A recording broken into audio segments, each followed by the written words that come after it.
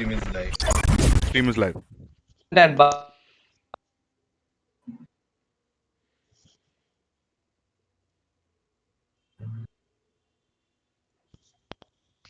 I think we lost him. We can't hear you, Wale. Alright, you guys can hear me, right? Yeah, now we can hear you. Now? Yep. Yeah. So we had some like absolutely awesome games yesterday. So Crimson, Cardin, and Mojo. Which one of the games you liked the most yesterday? I think one of my favorite was the Kurma Kurvinge versus some other team. They played one PA game, right? It was so awesome. It went like 15-minute mark. Yep, we had some amazing games yesterday. And my favorite game yesterday was between Team Win, where they had the Terrorblade and he kept holding the game for 20, 30 minutes. Yeah, BKB TP. That was a very nice game to watch. Yeah, but now we already have an idea that like these drafts, maybe the bans are going just like how the TA was working on. Like the Magnus, Tiny. That's the usual bans for so far. But like our Indian players, they like to play a lot of Spectres, Terrorblade, and even a Faceless Void sometimes. So I wonder what kind of course we'll be seeing in this day 2. 5 seconds remain. We have a Monkey and Lena band coming out from the Radiant Team Satch. And we have a Weaver band coming out from Team True Strike. And regarding the toss, the True Strike won the toss. They choose to pick up the second pick, and clearly they are in the advantage with the last pick, because of that. So, yep. Let's see whether they would. This Weaver bugs is one of the most annoying things in Dota. Yeah. And it's so annoying to play versus. So I think whenever I play Dota, I first ban Weaver. And like it's very hard to like the right click the swarm, right? It is very tiny. Like, can you like auto, if you have the auto right click the option, will it automatically hit the swarm? No, I'm right? not sure about it. I use quick auto attack. So usually, if there are no other things on my screen and I A-click, it attacks the bug. But most of the time, you will have to select it because usually it happens in the middle of team fights. Yeah. Have you played Weaver, Mr. Crimson? Not really. A little too hard for me. I have tried. I have failed miserably. Let me be very clear. So you guys remember about the TA Grand Finals, no? Like the 4th game. Like Kolas was playing the Magnus and that guy Zinkyu, he picked up a Rubik just to counter that Magnus. Like every time he used like a Hauntost into Skiva combo, the Rubik he will just telekinesis Magnus, and that almost gave them a free victory for them for the LXG. Sorry, what is PSGLGD. Yep. I think Rubik is one of the best counters to Magnus. You can instantly lift him when he, blinks into Hauntoss and Skewer. So I think this was like a bait pick. They purposely didn't ban Magnus, so they wanted to give Magnus and pick Rubik. So very interesting to see. And even the Night Stalker counters the Magnus. Like it's not only about the Magnus. Like most of the Blink initiators, like Axe, Magnus, Mars, like Night Stalker, you can just use of the AOE silence, and these people can't use the spells when they blink into the target which they want. Yep. So this is already an absolute counter coming up from the 2 strike. Not even gonna give any mercy to the picks. Just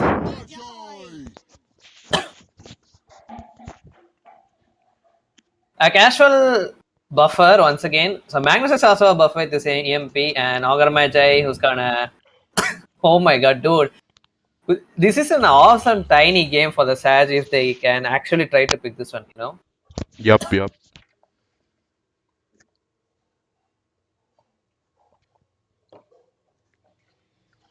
And since like both of the teams, they have played in like the last tournament in the TNDL, so all of those players we well known about them.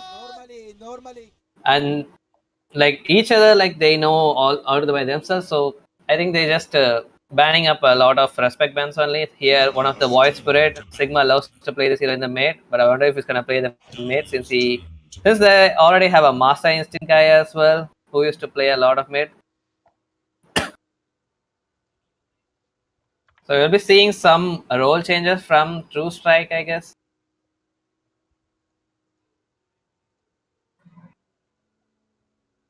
Oh, okay. Anyway, so Tiny has been banned. So if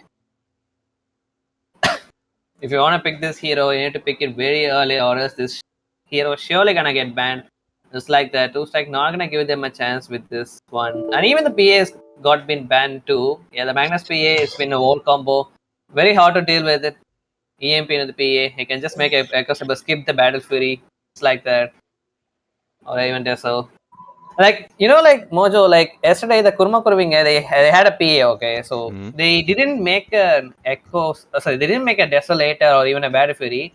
That guy, he just went all the way, the full stat item, and at the game ending time, he had like 4,300 HP. They even had a purge, I guess. So that purge, he only had 4,000 HP. So what do you think about that? Is the stat build is really good for a PA, Yeah, or I think more like? yeah, yesterday that PA he went Orb of Corrosion into Echo Saber into Skadi, and he was playing against like some heavy burst damage, and he was playing versus the Doom. So I think that item build actually paid off for him. So every time he used to get Doom, the Pudge used to come save him with the Pudge Shard Dismember. Mm-hmm. So I think that was the only reason that build worked out. Usually as a PA, you would like to go Battle Fury to keep up with farm in the late game. Yeah. Like people, even if they get like a good farm, they wouldn't like just go for a straight aside. They'll be like greedy and pick like even with a good lane, they will still make up a Battle Fury.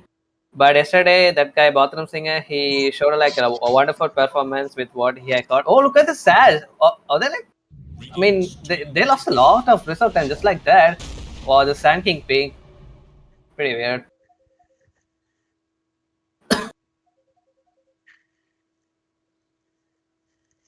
Well, anyway, since they decided about this hero, the Magnus can be a flex pick, can go anywhere. We've seen like even a push and 5 Magnus is still a possibility from Sag. 5 seconds. This Sand King maybe would be going for the offlane, I assume.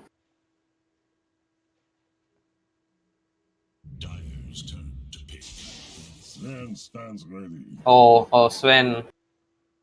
Like this guy, he already have an inbuilt cleave, and they have us 2 buffers. This is gonna be a really incredible spend game for him. Probably.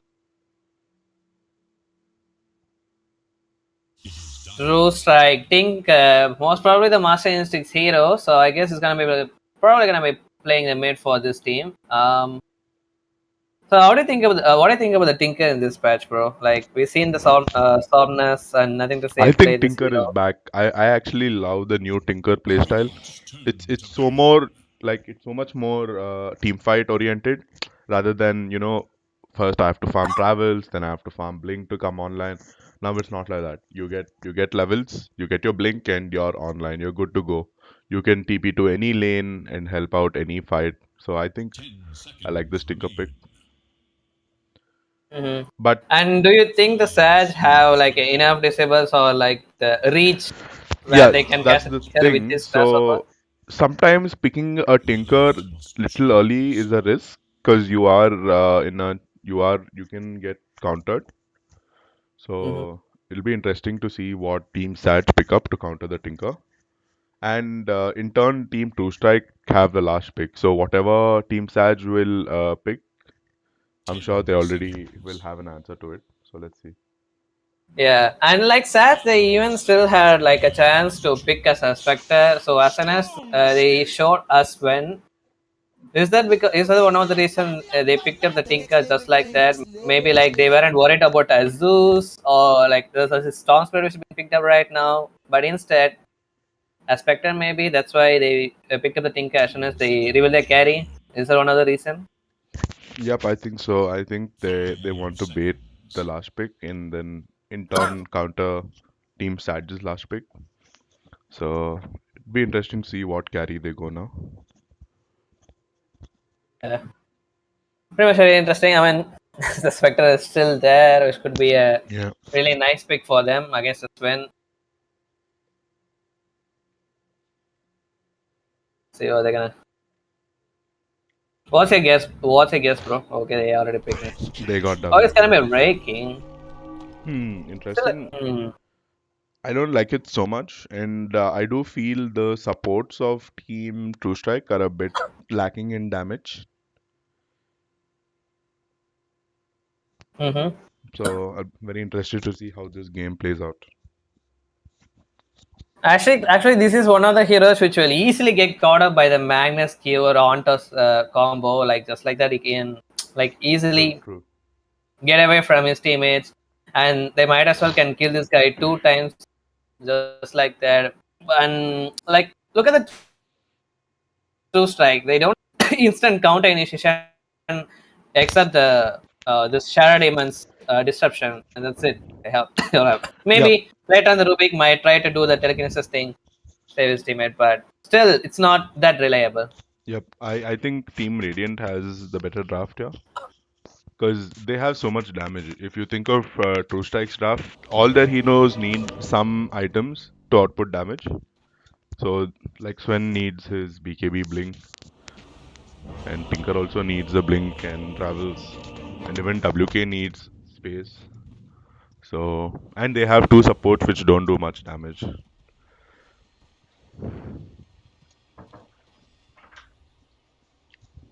Huzzah! Prepare for battle. All right, guys, go with a quick introduction for the both the team. Yep, starting at the pass, but it doesn't stop me. So from the Radiant, it's a Team Sage Fatality playing out of his win. Okay, let's. Okay, fine. We're having some Washland fans here. Your talents surpass That's your intense. loveliness. That's one of my favorite lines. Easiest money of my life.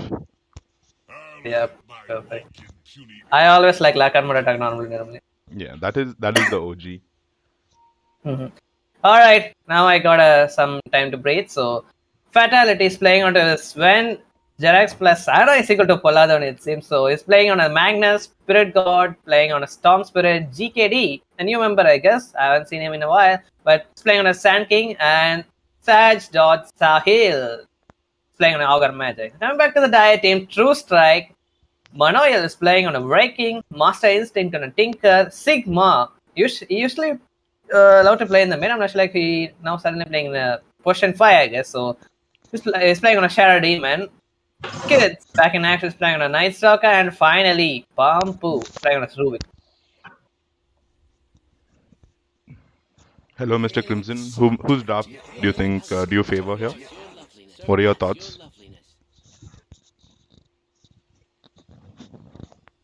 Looks like Mr. Crimson is AFK. No worries. Yep. No worries. So, what did you have for breakfast this morning, Wallen? Nothing, bro. Nothing. I'm like too much excited about this, so I even forgotten about my Same. breakfast. I'm so Just, excited about today. I haven't eaten anything. Bro, like we have so much good, like awesome games today. Yeah, we have all the top teams. After a year of no tournaments, we have all the top teams of India playing this tournament. So please be sure to tune in, guys. Don't miss out on the games. We're gonna have some amazing games. We have some amazing casters also ready for you guys. Yeah. So, and don't forget to subscribe our Crowdcontrolesports channel in the YouTube. And I'm sure you're watching from the channel since we got a bug inside the game client, so you won't be able to hear my casting in the in-game client. So please tune up to the YouTube channel. Thank you very much.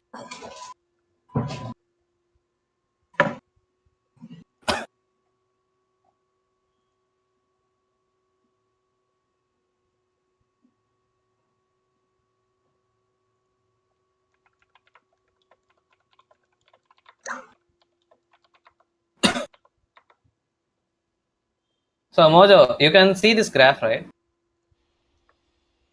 Yeah. this I mean, what is it called? DoTA plus graph probability. DoTA plus probability, I cannot see. Oh, okay.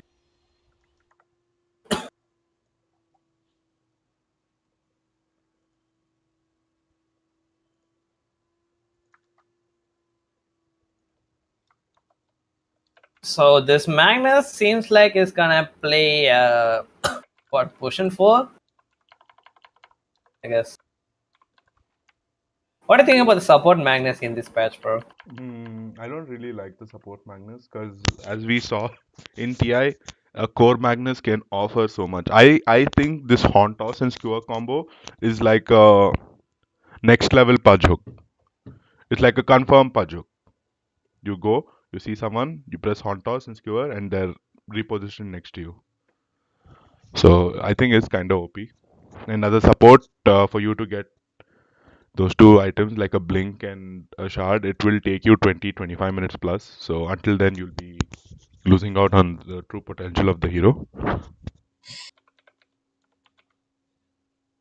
Yeah, like unlike the core Magnus, even support Magnus, if he wants to do some plays, he still needs gold, still needs item, and like I've played some support Magnus too. Like even if he wants to make a blink dagger after all of those wardings, which he can do early, I think it will take like 21 to 22 minutes at the very least. And by the time we won't know like how this game would even go for both the teams.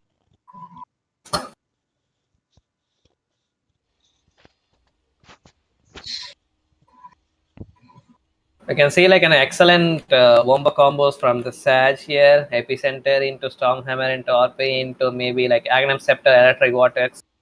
If they can catch up a couple of people in the, and few counter initiation from the True Strike, Shadow Demon's Disruption, yeah, Disruption. And maybe if the Night Stalker, if he gets up a blink, he might as well try to interrupt one of those blink initiators, or might as well be a Storm Spirit. He can cancel his ball lightning to go on top of anybody. And Rubik, yeah, like Rubik's one of the heroes which can instantly catch the Storm Spirit if he tries to go on top of somebody. And I think like just like the olden days, he would always try to catch up the Tinker like whenever he tries to farm up someone in the nearby lanes. And this Tinker, since he don't have the most of the machines, he needs to be rely on his laser to form the creeps. So he will be really vulnerable until he gets up some of those strength items, I guess. What are those called? Warman Blink, Shiva's Guard. I think that's the items they usually go right now, right? Yep. They go Ags, Overwhelm, Blink, and then they go even Shivas. So usually the yeah. So usually the Storm Spirit, just after he finishes the Orchid, he might as well can kill this Tinker like any point of time. But in this patch, in this new, like they gave him a new like what ability, defense matrix, which will absorb most of this damage, like 320 damage, and it might as well give him a status resistance. So the silence, which it will go instantly, I guess. What's the silence timing? I think it's 5 seconds, right, for the Orchid? Yeah, they have 50% status resistance on defense matrix, so it should last half the duration. Yeah, half the duration. So 2.5 seconds is all he got until he can kill a Tinker instantly in the Orchid. I don't think it will be enough. Finally, the game is resuming, guys. This is the day 2 of the crowd control. I'm sorry, the DoTA to India Resurgence series. Still the phase 1. We have a lot to show. We still have like a stage 2 and a finale as well. Let's see how this team is gonna proceed with their first smoke of the game. I might as well try to look for a first blood, I guess. Yes.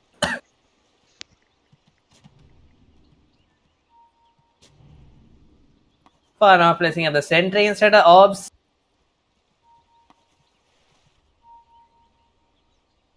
To battle. They smoked up. They want first blood. Are they going to get revealed by the ward? Oh no, it's going to be too late. Actually, they saw this NS gonna start up with a Storm enough? Hammer. Not really sure though. This guy's Okay. quite tanky at the level 1 itself. The But Sand then King comes the comes Sun in. King with the Borrow Strike coming up from the other side. Pompo, he can't even do anything to save his partner, just like that. Watching him die. First blood drew up by the Storm Spirit, which is gonna help him to get a bottle pretty early. Yep, that was perfect. Even Storm Spirit getting the first blood, so he's gonna have a very nice advantage going into this laning stage. I mean, he's got the goal. Like, look at this. He's already have some 670. That's it for Yeah. the bottle. Can you open the last stats? Yeah, open it. All right.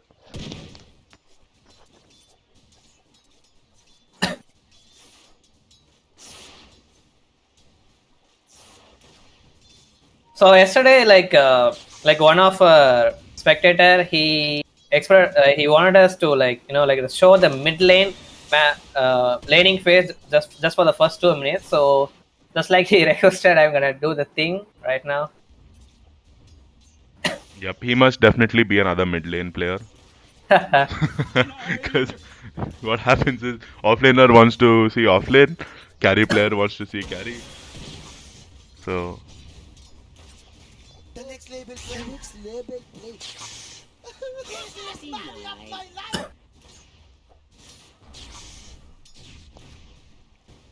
Like usually the Storm Spirit players, once they reach about level 3, they might as well get a predatory bonus to go for a kill against enemy mid laner. But in this like recently, people they even started to max either the Overlord or the Static Remnant, since they can stack by themselves and like try to outform even if they can't get any kills or whatever.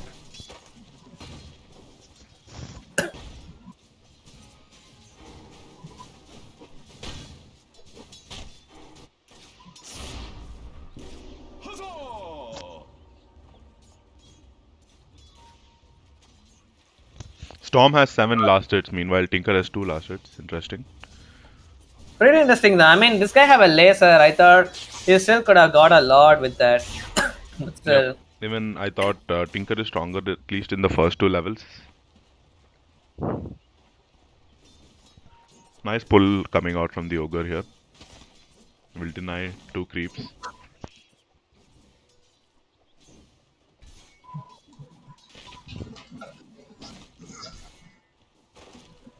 Is it like ideal to go for a handsome Midas on a Sven, since this guy he already like inbuilt cleave? Like, does it really matters to go for a handsome Midas if he wants? The thing is, when you go Hand of Midas on Sven, your other item timings are delayed by at least 1 or 2 minutes. And Sven is all about timing. You get your level 12, you get your blink, you get an objective. You get your level 18, you get your BKB, get another objective. So Sven is a very objective based hero, and sometimes going greedy items will give the other carry an opportunity to catch up, and that might be a problem. Stupendous!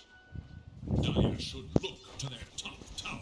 So there's something I really wanted to ask. So you remember like the draft strategy where when people likes to go for like a 3 hitting course and just 2 supports, or else like a 4 like follow-up supports and just supporting only 1 core, right? Yeah, Like one one core farming strat. core. Like usually they pick So DoTA and give everything to DoTA like that.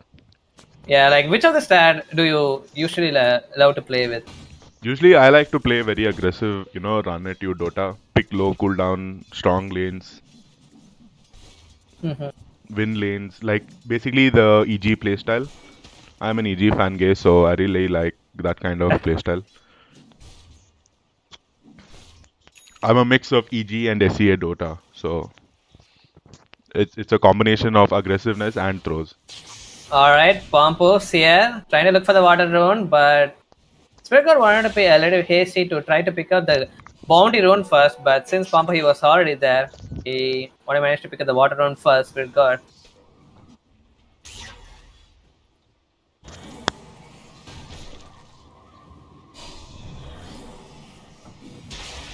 Sanking at the top of the last stage first. He's gonna mess up the skewer there for the other one. Try to do that shocker into skewer, which is pretty easy to do. Remember the mid? Really happening, just Spirit God catching him a little with the electric waters, try to measure up the damage which he can do right now against the Stinker.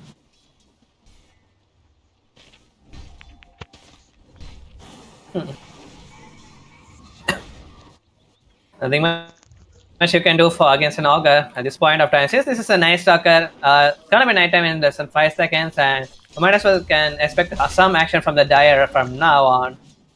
Yep, time now.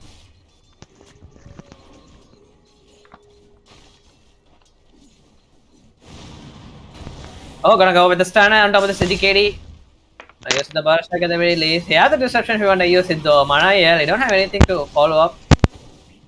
Shadow Poison, don't have any more mana to do well up with the stack, so Sigma, and I'll leave him just like that.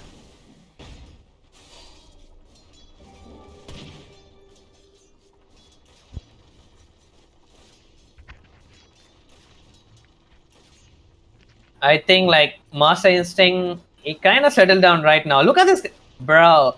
Tinker handsome Midas. What do you think of this, Mojo? I'm not really sure about this. This must be some new strat. So let's see how it works out. Doesn't people usually go for the rush at the blink dagger? Yeah, since you don't need to go for the booster level anymore. Rush blink. I don't know how this Midas is gonna work. You can't refresh the Midas, right? Yeah, okay, he's gonna go for a round of Tinker. He was expecting to do so. He got a little bit of mana from that. Might have the shock pit to slow things around. But does he have the enough damage popped? The Fairy Fire Master Instinct. Sigma, he TP'd that though, but then you don't have any mana to contribute with this fight. Master Instinct gonna get his spells back online, but he don't have any range. So pull out the one with a cheeky play with the skewer. Nobody dies. Actually, nobody dies. Yeah, I think if Storm had more mana, they would have got the kill. Gonna get up Arcane Drone. It's a nice drone for a stall, but oh! Even is gonna pop it up right now. Is anybody finally gonna go down with the telekinesis, slowing things down? The Magnus tried to skewer, but he didn't get cancelled. At least he's gonna skewer already again. There are some illusions nearby. Oh, the level 2 Fate Board. Nuke damage is just too high. Spirit Magnus gotta fall down. Spirit gotta have a little bit of mana. He can even have a lot of soaring to work with, but the rocket damage, Master is just too high. Level 3. Storm Spirit gone down. Let's go with a sticky little tip.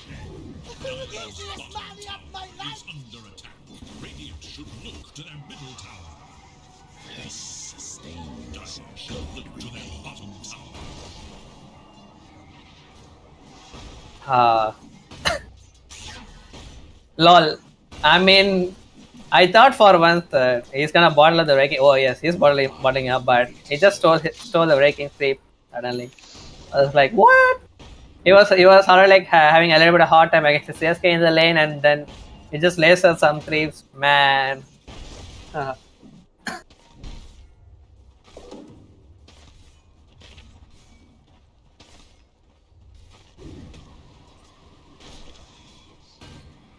He's really having a good time at the top for the Sand King. Thought he would go for a Vanguard, which people used to make it in 6 minutes, 7 minutes or so. You're yourself a Sand King player, right, Mojo? So, what kind of build do you usually go for a Sand King? Usually, I go either Vanguard or Hood. Sometimes you might have to go use first item. So, usually if I'm having such a good game of 51 last hits, I would rush Vanguard into Hood because you can get both under 10 minutes. And the way to do this is you go behind the tower, drag the waves into the jungle and farm both at once. So I would like Sand King.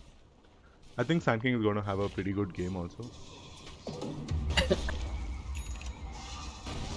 Yes, so he picked up a 4 finally. And the Raking, he rushed up an Omelette. The 3 cores from the Radiant team have the highest last hits. Very interesting to see that because I thought the Dire is the higher skill team. Radiant's bottom tower is under attack.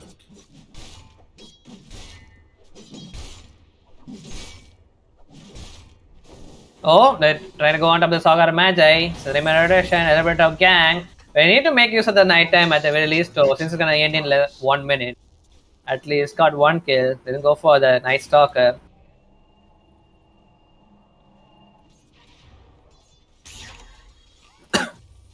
Magnus, he gave them a good ward nearby in the ancient camp so that they can spot out something if they're taking up the stacks. Think final finish up his Midas. Let's see what he's gonna make from here and out. Okay, I think Sven taking up the stacks. He had the Godsend there.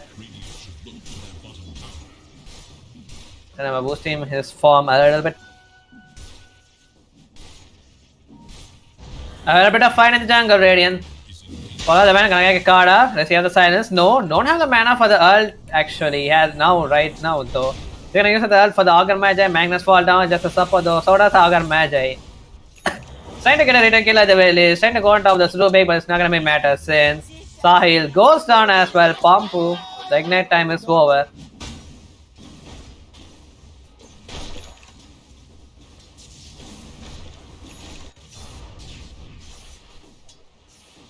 It's a siege wave time, so one of the teams might as well try to push up some tower, some of the tier 1 tower.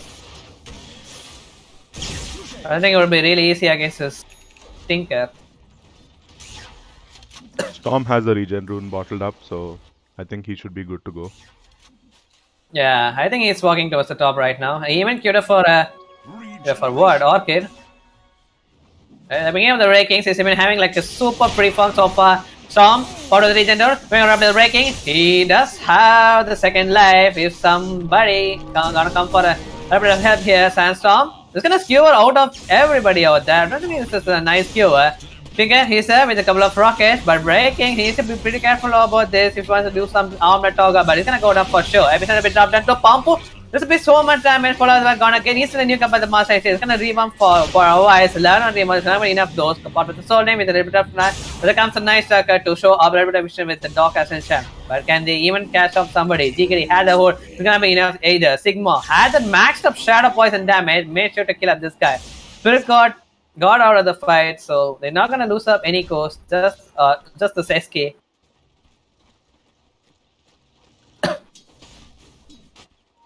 He already got back to the farm, fatter.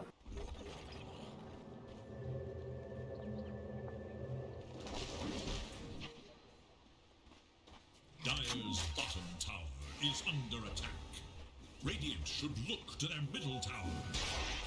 He's at the top.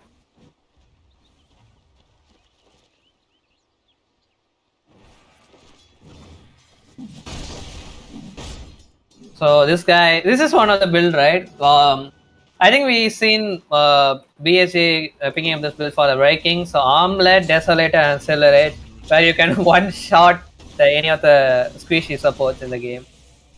I really love this build. He needs some time until he can make that one out. Okay.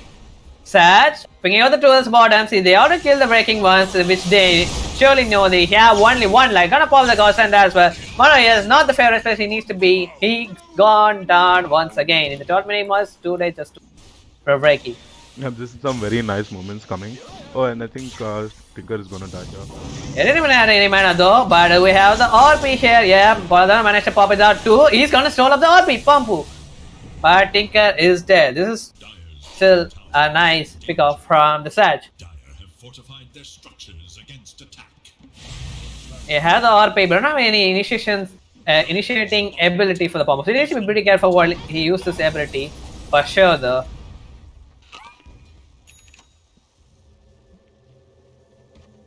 And RP getting stolen pretty early into the game, just 30-minute mark, but let's see what's gonna happen.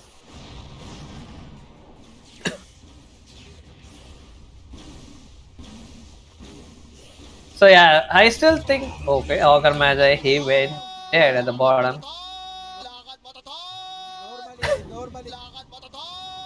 Sand King, a little joke towards the trees.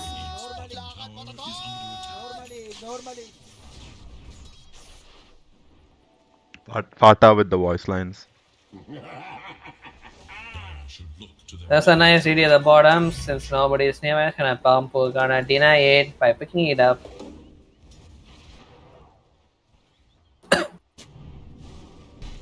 Radiant's top tower is in danger.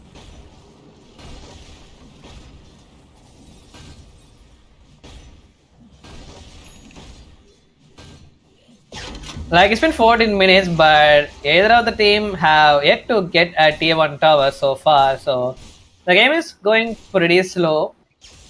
Maybe they're just waiting for some item to pick up for them. Yeah, Escape Nation is playing Dagama. Might as well can look for some smoke play coming up from the Sash team anytime soon now. Nice Stalker Echo Saber. That's a really nice setup for this hero since he does ton of damage whenever he's in his dog assassin form. GKD. Okay. That's gonna be a smoke though, but without the SK in the smoke, since they saw that the NS at the top, it's a night time. They can look for a good fight over here. The Team Radiant, all 5 people are here. Even the Spirit Guard. No, he didn't finish up his arcade yet. 15 minutes yet. They're gonna do the same as well. They're gonna focus on to this tier 1 tower, trying to exchange it.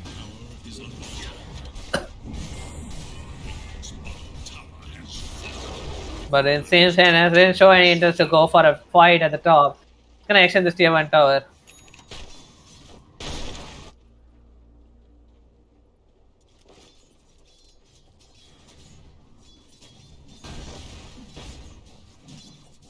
And they might as well can try to catch up a little bit on the tier 2 tower, so they still have a siege card left at the bottom. Yep. Oh, they need to react for this. Oh my god. Yep, and the skeletons do a lot of damage. Ideally, I would like to see Sand King, TP here with Sandstorm and defend.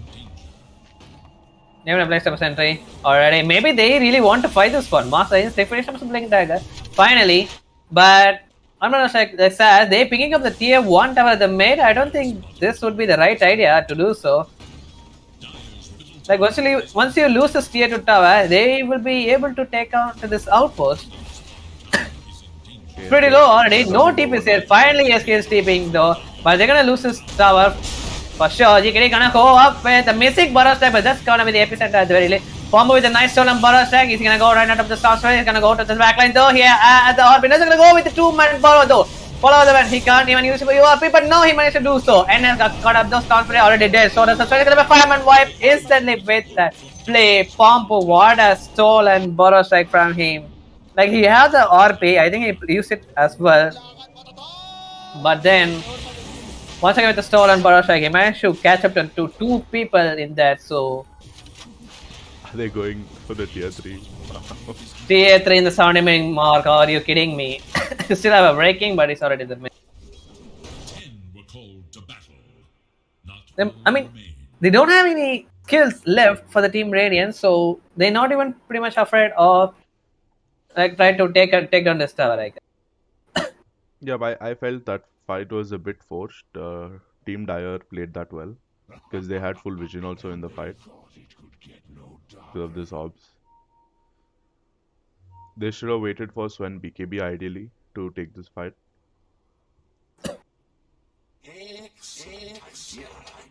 The next label play.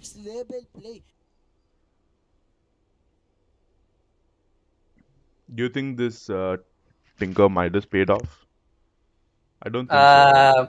I mean, I still can't find a good reason why did he go for a Midas. Maybe he felt like he didn't have that enough last stage, which he usually like averagely he wanted to get. Like he was already like Stormspray already had the most of the losses in the lane, so maybe that's why he wanted to go for the Midas. But still, I think that is still a proper reason, right? I guess. Now the fight resumes. But will it follow when the same tower is in danger? Wait, what happened? Oh, I got DC again. That's Oh, right. good DC.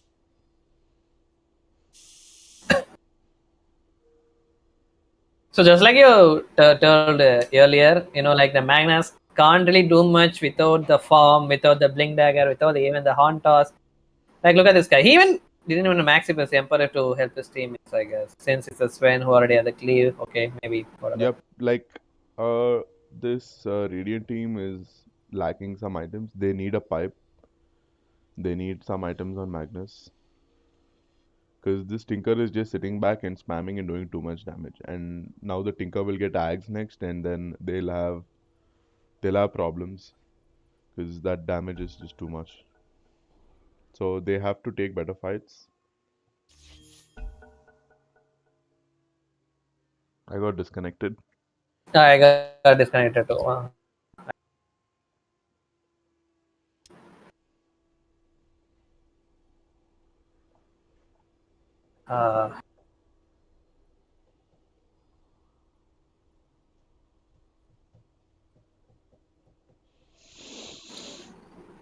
Alright, sorry for the inconvenience, chat. Some server issue.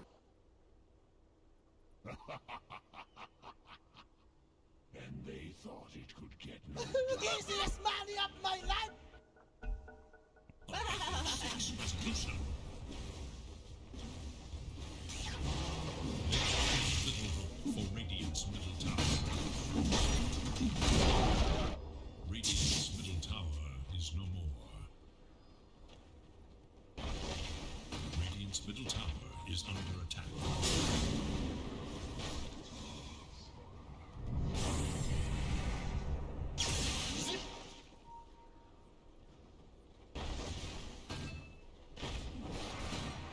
Okay, finally. You can see my camera, right? Yep, Okay, fine. we're back. So we are back again. They're going with the fight here though. Pretty much. Yeah, pretty much. Follow the man with no skewer onto anybody. The pop up. Oh, once again it's a 3-man burrow strike pump stolen by him. GKD, he needs to be careful with his space when he used to do so, since they can't even kill anybody. But the Radiant team is the only people who are dying so far. 3 days for the Sats, and they are looking for more too. So the vision is given by the NS Masters. They're gonna clean up with the rocket and laser combo. And NS pretty much showing so much into this game, so showing so much vision so that they think can have a free game. While Fata, Fortified their structures against attack. he needs to do something for his team. Still lacking that blink dagger one, but Master Instinct gonna go right on top of this Fata. But it's gonna TP right in front of his face. He didn't have the Storm Armor to help with. And he couldn't have done anything against the laser too, so he's gonna avoid that fight. Thank God he has the TP there. Radiant's middle tower is under attack. Oh, NS trying to play the blink dagger early, but Sigma with not a good play there from the reception, but maybe a miscommunication. But still, Magic gonna fall down though.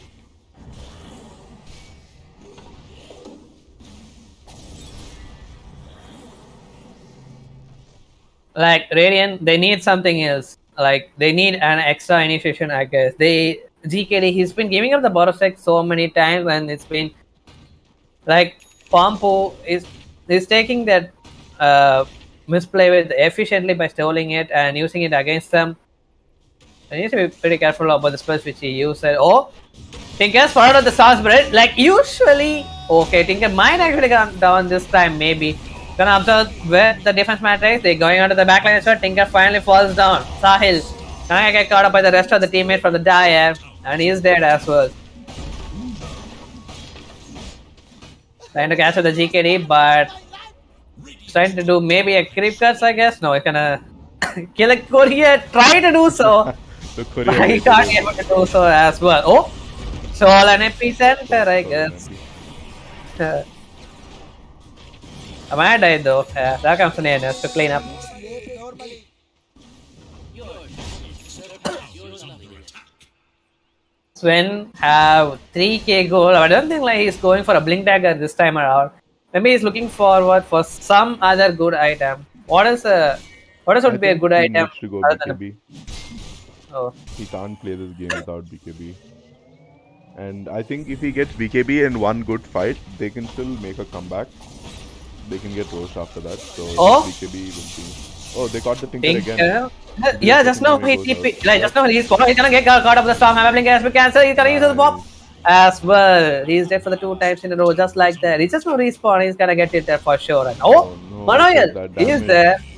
Literally gonna destroy that just- Magnus. Yep. They still haven't deoded this word, which means showing so much vision for the Dire.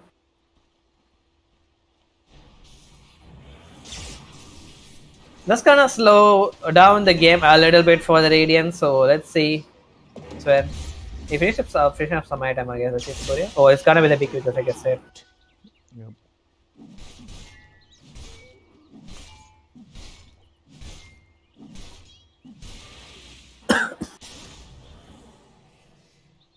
I thought he would just disassemble the Echo Saber instead, but it seems Echo Saber is the only damage he's been relying on so far from Fada. Oh, this one is the ticker once again. Oh, Dude, no. oh my, wait, what the hell? Oh no. That What? was so close. Wait, he came from the defense matrix, right? So I think the defense matrix would help him. Like the sandstorm damage, it got hit up by him. Does that mean he didn't cancel his playing just because of the defense matrix? Yeah. I think if the Sand King would have impaled there, the Tinker was dead. Yeah, he even had the time to do so. I don't know why he didn't get either. And display from him. But I don't think like Troops like they're gonna wait for anything at all. The last time I organized with the release, they're gonna with the siege card trying to go on top of this tier 3 tower at the mid. Sand King. They really need him. Even this tower, oh my god. Anyway, Glyph has been used though. The first version have yet to be taken, and the DoTA team haven't been showing any interest to take that at all.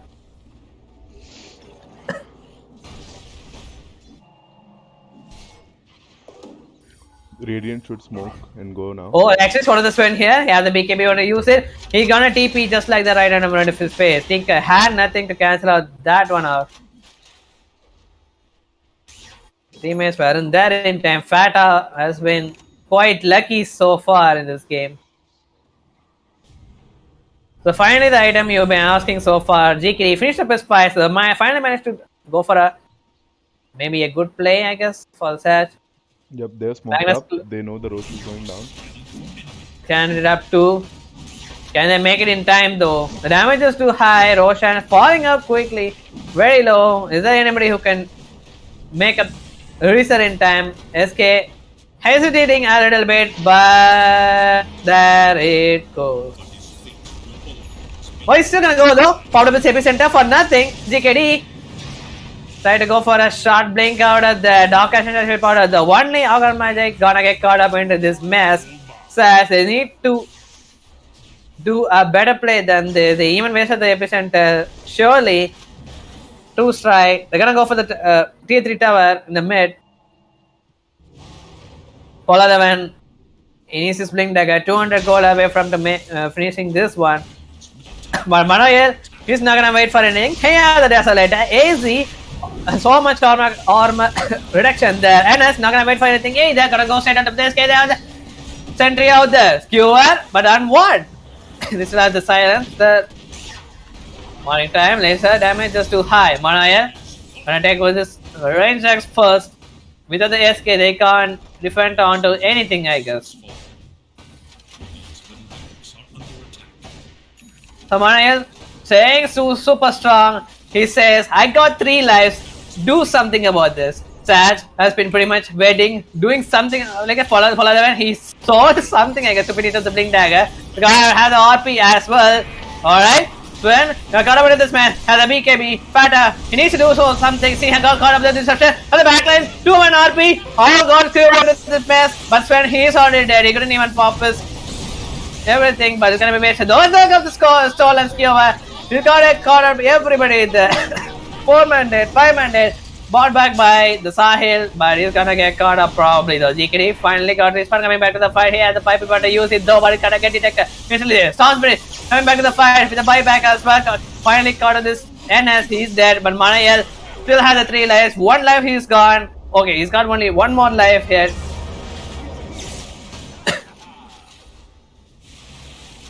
Gonna give up the little bit of defense money to get out of this mess. They don't wanna go for a fight, I guess, but no, Pump be like, let's go continue this fight for once and for all. Augur might gonna die back for him. So the guy trying to take at least 1 guy to get a rematch from his teammates. Sven is back online, but he's having anything to do so. He's gonna TP random and protection with the Magnus. He already dead. He's gonna come back with the fight as well. Buy back from him, but oh my god, Manael finally is dead.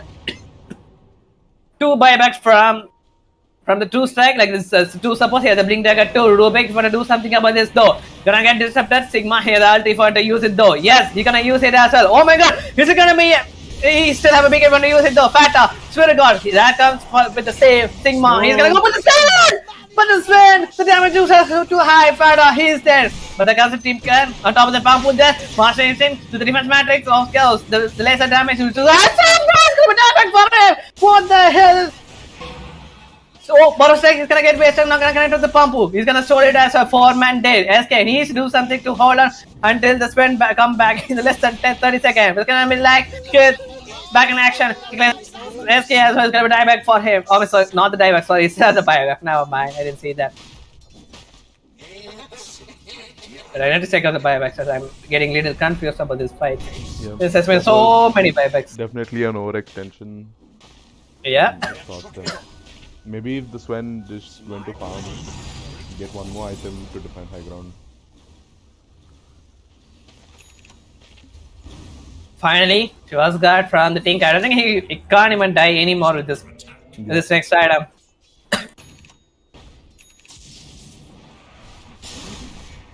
But he even used the mask and mana. Have the BKB in less than 3 seconds, but they're gonna go for more. Mana here gonna blink back aggressively into the space. Gonna use the right blast. Okay, finally got the blink.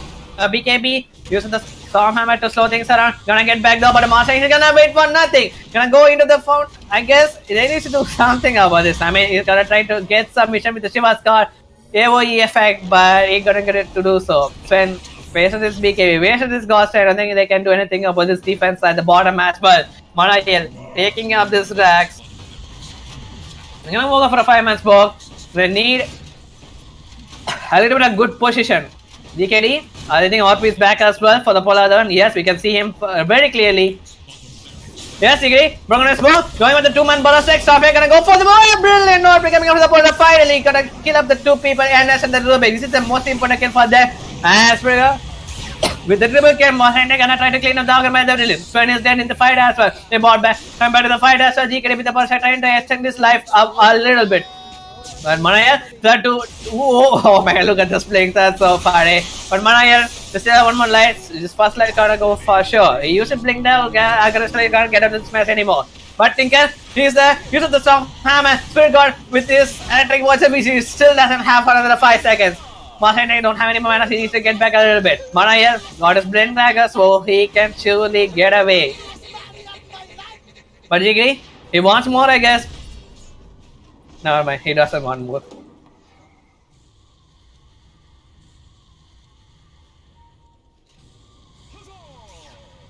$21K net worth for the true strike. Just 13-minute mark. That's just too so much.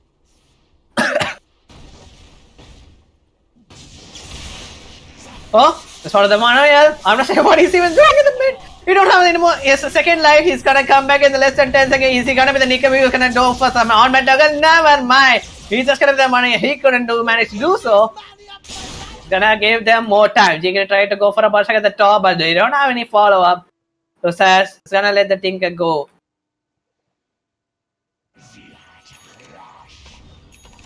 Smoke?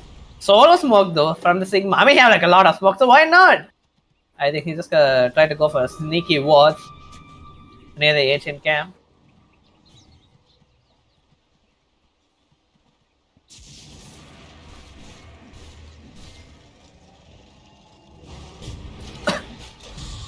Tinker, he's there. Gonna catch up the Sven once again. Dogger should be important to give the whole vision for the Tinker so that he can go and make play. Reception has been used on the fire talk about this big, but this sadness is solo fighting at the Sven. He's gonna go down. He's gonna be time back for this guy. Race for the Tinker. Gonna go with the attack, but I find a person BKB Spirit God. Tinker needs to be very position, but he bought back. Coming back to the fight once again. On top of the Sigma. SK, that's gonna be dead for him another 85 seconds.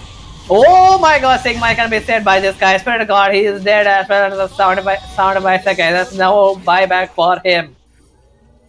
Oh, nobody has buyback for the team Sag. Is this probably gonna be the GG? Yeah, I think this is game. The Sven died, unfortunately.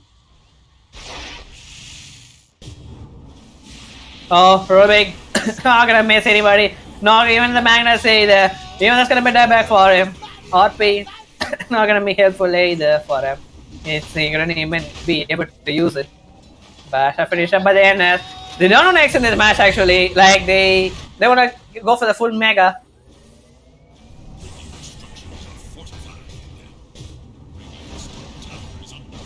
And Chad, as you know, this is like a knockout game. Whoever loses this, they're gonna eliminate from the tournament. So that's why like the team says have yet to call a GG. Maybe they want a one full proper last fight for them. Never give up until they hand. They still the RP. They still have the AP in the less than 5 seconds, I guess. They're back. Sven is back. What? Sven Sigma. He said just like that. Going into the. Oh, never mind though. GG has been called for the Fata. This is gonna be the mega for them. No fight for them. And the two strikes sealed up their victory. First victory actually, but they're gonna go towards a round 3 just like that. That was a very nice game coming out from Rubik and WK. Yeah, and stay tuned. We still have a lot of more games to come for today. It's a blockbusting Sunday, I guess. So see you in a while.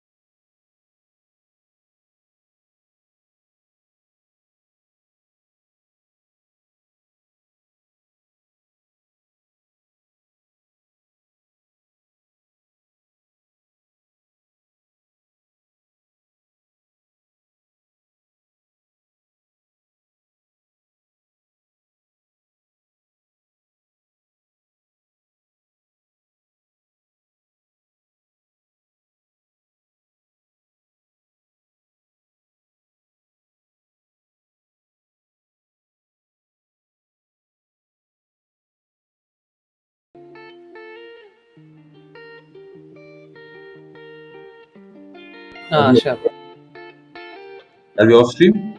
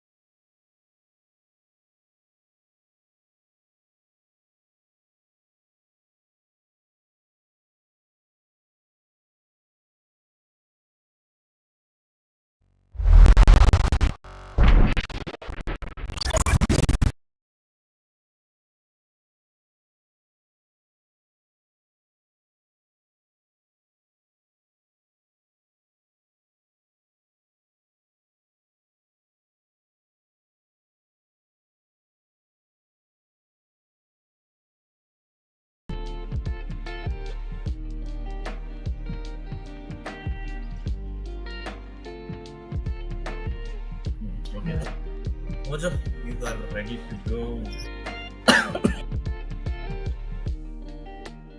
Alright, ladies and gentlemen, we are back with the next game for today. We have two amazing teams right now. We have Randoms and Win Team.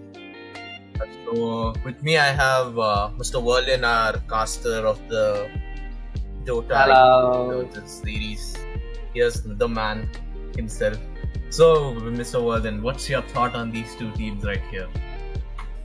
I mean, randoms, they straightly playing in the round 2, right? So since they got a bye in the round 1, and if you want me to talk about this team, they are an excellent teamwork based team with a good team coordination. I mean, yeah, it's more like a team based strategy. Only they love to go, and most of the people are like top 900s in this team. So this is one of the finest team we can expect from the India. Alright. And the match is about to begin, and we are heading straight into the draft phase. So let's see what we got here. One sec.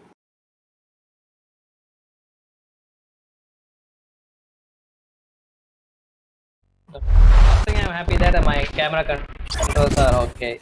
So it's a Win team versus the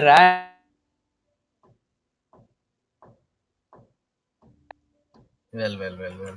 The hype goes down the drain, and Mr. Waller fogs out. So yeah. And like there are like few captains in the India who makes it like a good draft. Yeah. You popped out of this audio. Your words got bugged. Probably start over again. Oh, can you hear me now? Yep. So yeah, in India, like there are lots of captains who makes the teams and plays with them, And one of those captains which I like the most is this randoms Pasol. This guy, he plays absolutely terrifying strategies throughout his draft. So I think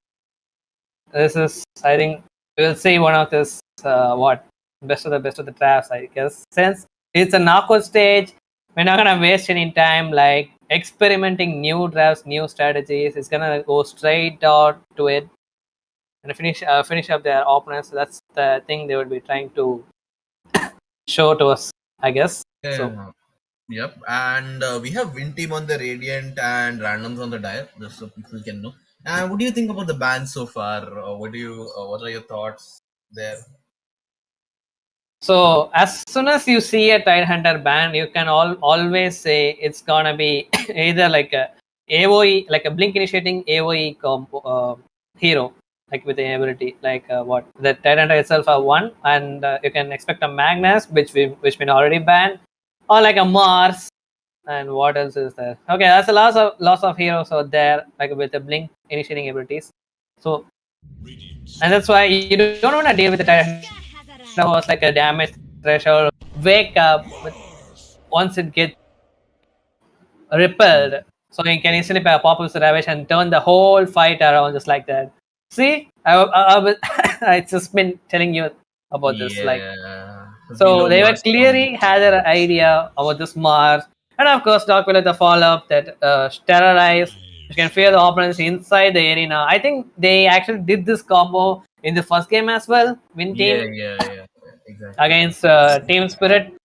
Yep. So it's gonna be really amazing. Oh, sorry, not them. I don't think this team did. It was a Kurma Kurvinga. So they're gonna do this strategy by themselves this time. So let's see how this actually gonna work. And Dorpillo is an absolute counter for a Weaver as well. He can instantly or easily kill this Weaver. And this is most probably gonna be Weaver support, I assume. Oh, okay. A lifestealer being picked out here. And if you ask me why, you had the answer. They have picked up a lifestealer as well. They're gonna reveal up the carry pretty early from the randoms. So I think it's gonna be the HBK who's gonna play this hero as well. Yeah. He is being banned out here, and then what do you think? Why would they ban out a PL? PL, like the lifestealer is not really that amazing when he can fight against the PL, since there's no way he can find up the real PL among all of the solutions. So like just because the enemy picked up PL doesn't mean he needs to force himself to buy up a Mjolnir. So he has his own items which you want to make. So yeah, just get rid of that hero, right? And like recent days, like the PL, it just doesn't matter. He can win as long as the game goes late game. He has this amazing Aghanim shot for the Phantom Lancer, and there's a lot of build which you can make in this hero. So it's just too much of pain to deal with this hero. Yep. So yeah. The Bloodseeker being banned out, the Morphling being banned out. Yeah. Yeah, that is a Morphling. Morphling, like they have a dark pillow. This is one of the destructive combo you'll have ever seen. I think we have seen a lot of alliances. Nico Baby, who loves to play a Morphling with his dark pillow, Shadow Ray, Magnum Scepter combo. The damage would be just too high, so you don't want to deal with that. So we're gonna get rid of the Morphling just like that. Randoms, since like the randoms, they don't know literally anything of the win team. Maybe they might as well like checking out this enemy team's DoTA buffs, like what they will be playing most of the time, what they're spamming heroes, what they like what they're good with. So that's the heroes they can actually ban right now. But maybe the win team, they will have a separate strategies. Maybe they won't be looking forward to their best heroes either. Since the first game they picked up like a different strategy, though I don't can remember the draft a little bit, but they're going for the complete different strategy right now as well. I mean, this is a knockout stage, but people have been experimenting.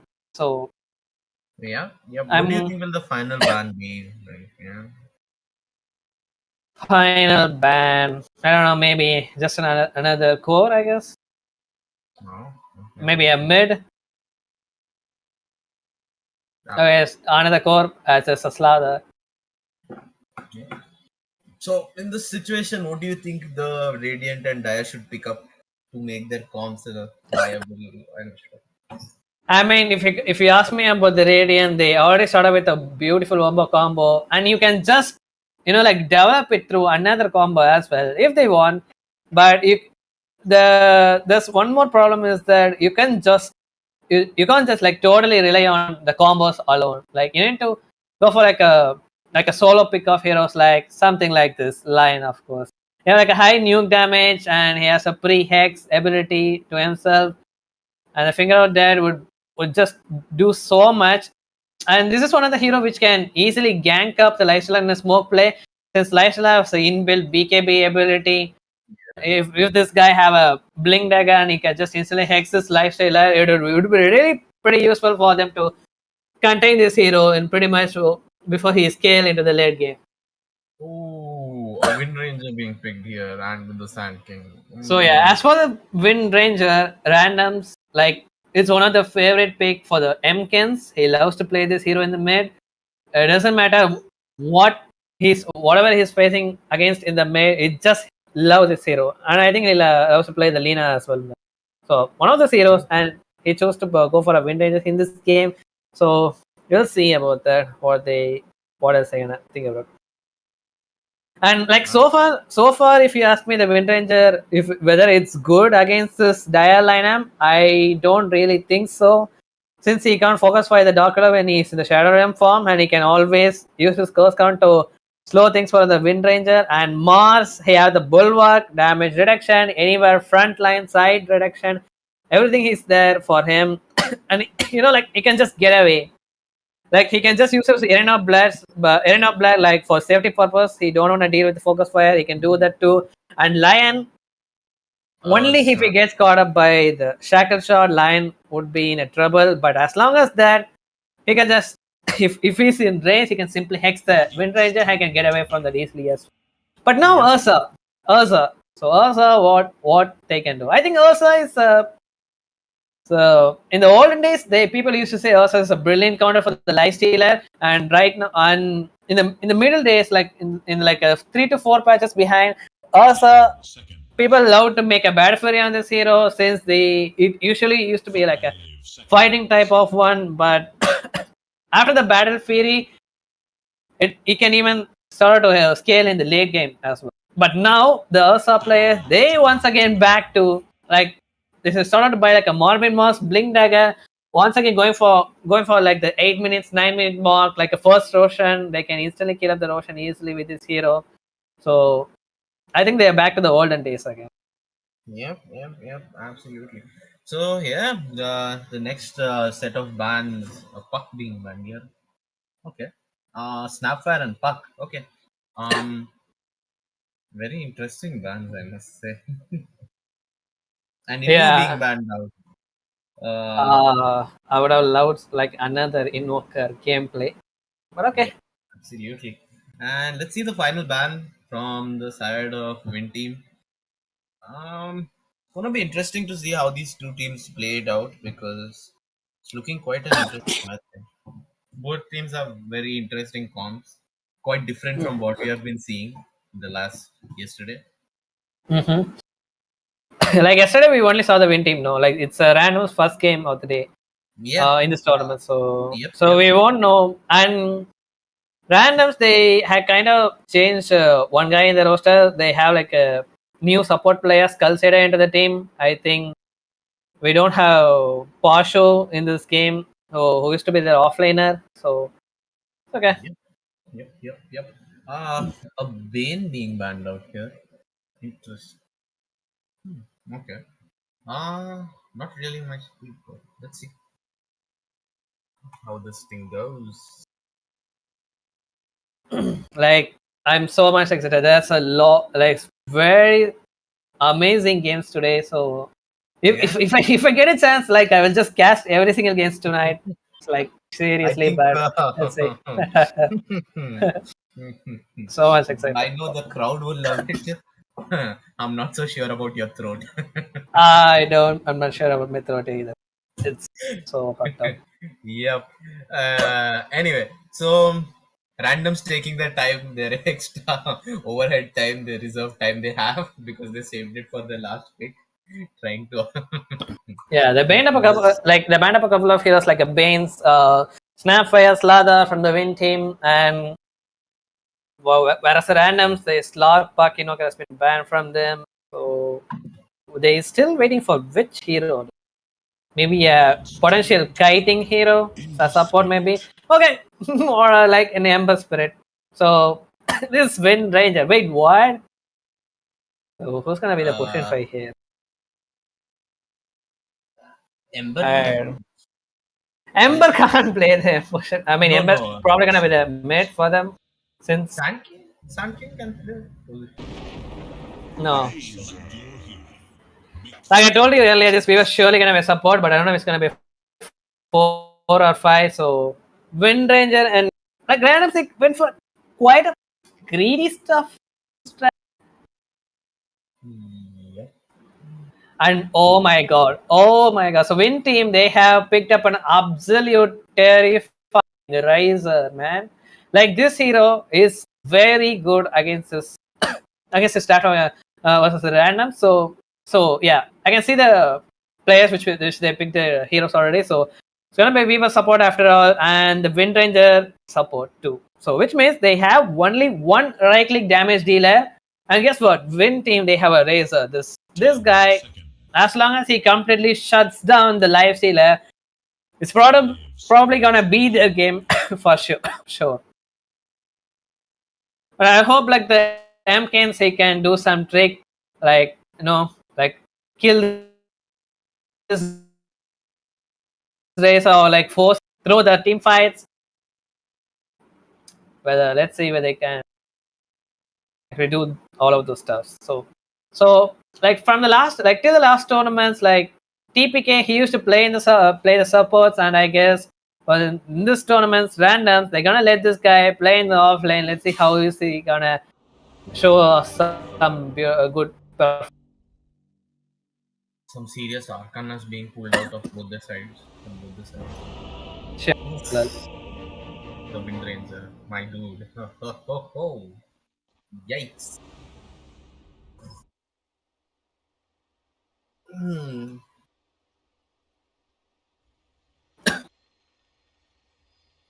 Alright, so Already a pause? Awesome. bro, this pass, like, what?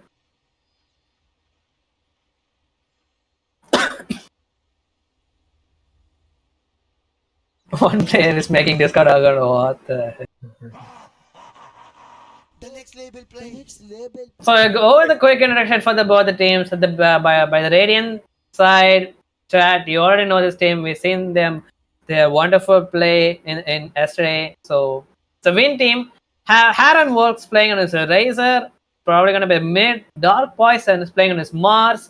Dual Helix on a Lion. More V Storm is playing on a Dark Willow. And finally, Reaper is playing on his Ursa. Finally, coming back to the Diet team, Randoms, the well-known team throughout the India. Pasol is playing on his Wind Ranger. Culsader is playing on his Vives, which is probably going to be a support. HBK is playing on his Life Stealer. MK is on a Ember Spirit. And finally, TPK, aka the Pro Kid, is playing as Sand King. So, what do you think about this draft, son? Which draft do you like the most so far? I mean, this I am leaning towards the Radiant because their draft feels a little more rounded off compared to the Dire. But in a game of Dota, well, I was proven wrong yesterday. I do not want to make any predictions today. I mean, I don't know whether whether it's right or wrong, but as I can see the like a Dota probability graph, like the game has even started. Like it just says 52% the win team will win this. For some reason, the randoms have got 48%. Maybe the Dota Plus it has the ability to see just with the drafts, you know, the person the win probability. I guess. Yeah, absolutely. Well, let's see. This game pause. What's your thought? Let's hear your thought more. I mean, I'm more like a fan for the randoms, you know, for this puzzle guy. So I think that's the thing I actually support. Like either of the like doesn't matter like what kind of draft they pick. I'm sure they will have some way to come into this game. Like they can just storm this game to their side. They will find something like literally something. Even if they like losing like all the three lanes, no, they will just keep cutting the waves, like showing annoyance towards some of the lanes at the top or bottom. They keep annoying a shit out of the opponent's team. So they will always find a way to crawl up towards a bad game as well. So that's the About good a thing. hard stint here. Yep, surely. Man simping random like my dude. Yep. Next we'll see him join randoms only in the race. Well, yeah, but I'm a caster here, so I can't be a biased about this one. So Yep. Anyway, yeah, let's see. The match has not begun. Not much to talk about. What else do you think? Where do, I mean, on the Dire side, I'm. What? So, have you finally decided what is going into position 5? surely gonna be Weaver, I guess, since he's starting with the 2 sentries, which is too much for a hero. 2 sentries. I mean, you need to block up a median cam if you're playing in the position 5. So yeah, and the opponent's team usually blocks a mini cam so that they won't be able to do some stack and pull as well. So it's surely gonna be a position 5 Weaver after all. And yeah. And the best part about the Dia team, you know, like 4 other heroes have extreme mobility. You know, like the Windrunner has a Windrun, Weaver has a Sugachi, MK has a Remnant, SK, maybe he'll get some Blink Dagger later on, and might as well be a mobility hero as well. Masterpiece. I see. So it's gonna keep running out the maps, keep some like incredible game for this win team. When I see the when I see the win team, they have only Racer who can keep up with their mobility. They have this third ability Storm Surge, which will briefly increase his movement speed, and depends on his depends on his item build, can go way more as well. 550 mm. maybe in the by the game ends.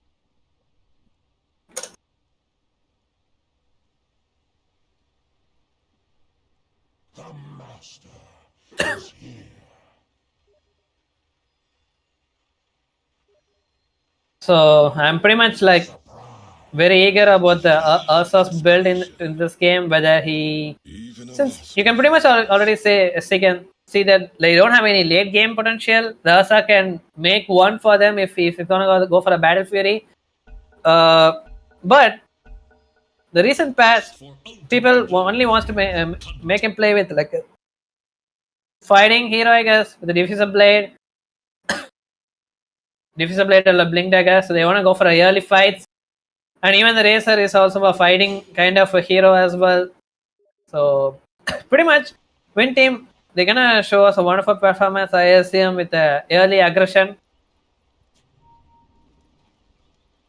And for the Ember, he needs levels.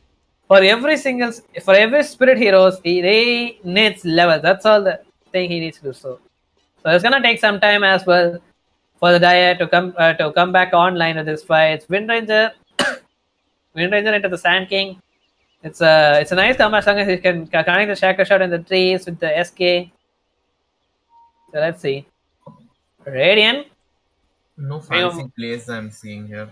Oh my god. You have done a great service. The pattern is complete. Well. No, the voice lines being spammed again. Yeah, I mean, randoms is more like they just mute the opponent team usually. If I know, well, like the Mkins, he loves to spam the chat wheel, so his own teammates mutes him. Okay. Insight into randoms. Yeah. Radiant already going for a cheeky play here. Already in position to take a cheeky position.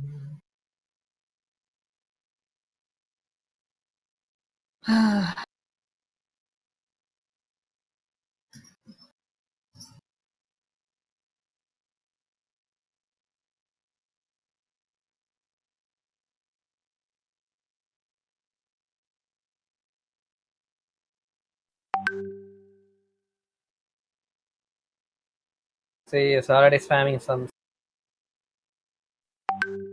And Whoops. Thanks. There we go.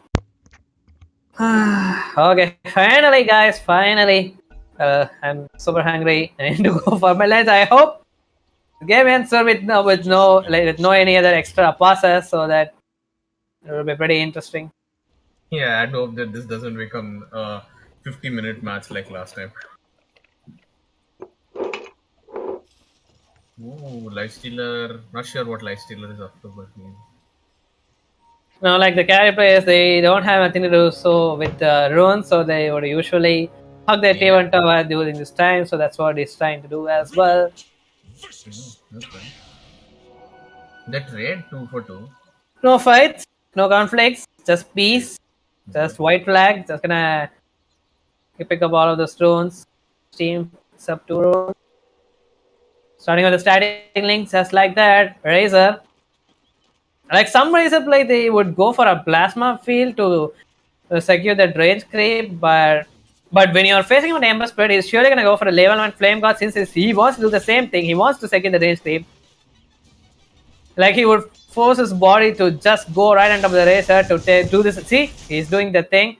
But can he? Oh my god, he didn't. I said he already lost for most of the damage from the starting link. MK is already starting it with like a bad start for him. Yeah. And there's a lot of things like the mid players actually do. Like you can see that MKNC left like 2 ways to go right on top of the T1 tower, right? So this lane is gonna get pushed further a lot. So Heron Fog, he will get like 2 levels instantly with this, which means he will get have a super advantage against this Ember. So Ember, even though it's under the tower, he needs to do something to deny as much as creeps as he was and while it was under the tower. But as you can say, he can't do anything when he's facing against the Razor. So this is one of the stats they used to do. So in the mid lane, and there's a lot of things they do which I don't know since I'm a support player. That's the funny part about it. Whoa, interesting. And let's see what happens here. Bot lane looking very. I was thinking the Windanger will go in the mid lane. I mean, for the bot lane, like Wind Ranger, he could have went for the mid lane. MKs, it was one of his signature heroes as well, but at the last minute they did a little flex. They wanted to see what hero could have been beneficial towards the draft, so they wanted a hero which could be like like a more of like a rotating hero. So since they still had like a one spirit hero, like usually people prefer spirit heroes for the mid. Oh, Lion, he could be in a bit of a trouble. So the Winter slows it. Arrow gonna miss the pass. Oh my god! But he had assassin up. On the Wind Ranger, surprisingly. Yeah. Pasol is playing the Wind Ranger. So Pasol is playing support Wind Ranger. Yep. I think we are gonna get a far first blood here. Probably, but Asa pretty low. The have the 55 want to probably with TPK gonna man it up. Oh my god! TPK. Yep. Like Pasol got the draw the first blood though, but TPK, who was the one who did a lot of things there? Pasol. I think this line is gonna fall. Oh yeah. Oh my god. On the side. Pasol. 55 base damage. That's all it took for him. Pasol already with a great start from the random. Yep. Very nice. Very well played by the Wind Ranger. Oh, Reza, he might be in a bit of trouble at the mid, and with the side of it, he managed to get a kill on this Razor. That's not gonna be likely. Raining on the parade. Like he's already showing up his experience in the mid lane. MKs, even though he's fighting against a bad matchup, like look at this, look at this guy. Like he maxed up a sleight of fist. He's gonna get this rune as well. Not gonna give anything. Absolutely madness. Never refuse gold given. I accept this offering. Oh, as you called it, Weaver is on the support position. This one. Yep. And with the help of the Ricochet, he can always block the scans manually with his body, and that's what he's been doing so far. See, he bought the 2 sentries pretty early into the game, but he still haven't used it so far. Doctor needs to be in a pretty of trouble. Swarm, pretty early swarm. There's so much damage, but no more Shukichi though. Oh my god! I mean, like this is the problem with the Weaver support. Like it's a very squishy target. If it comes to the Shukichi, it needs to be a good position if you don't have to get caught up by the enemy. See, just like that, he did it.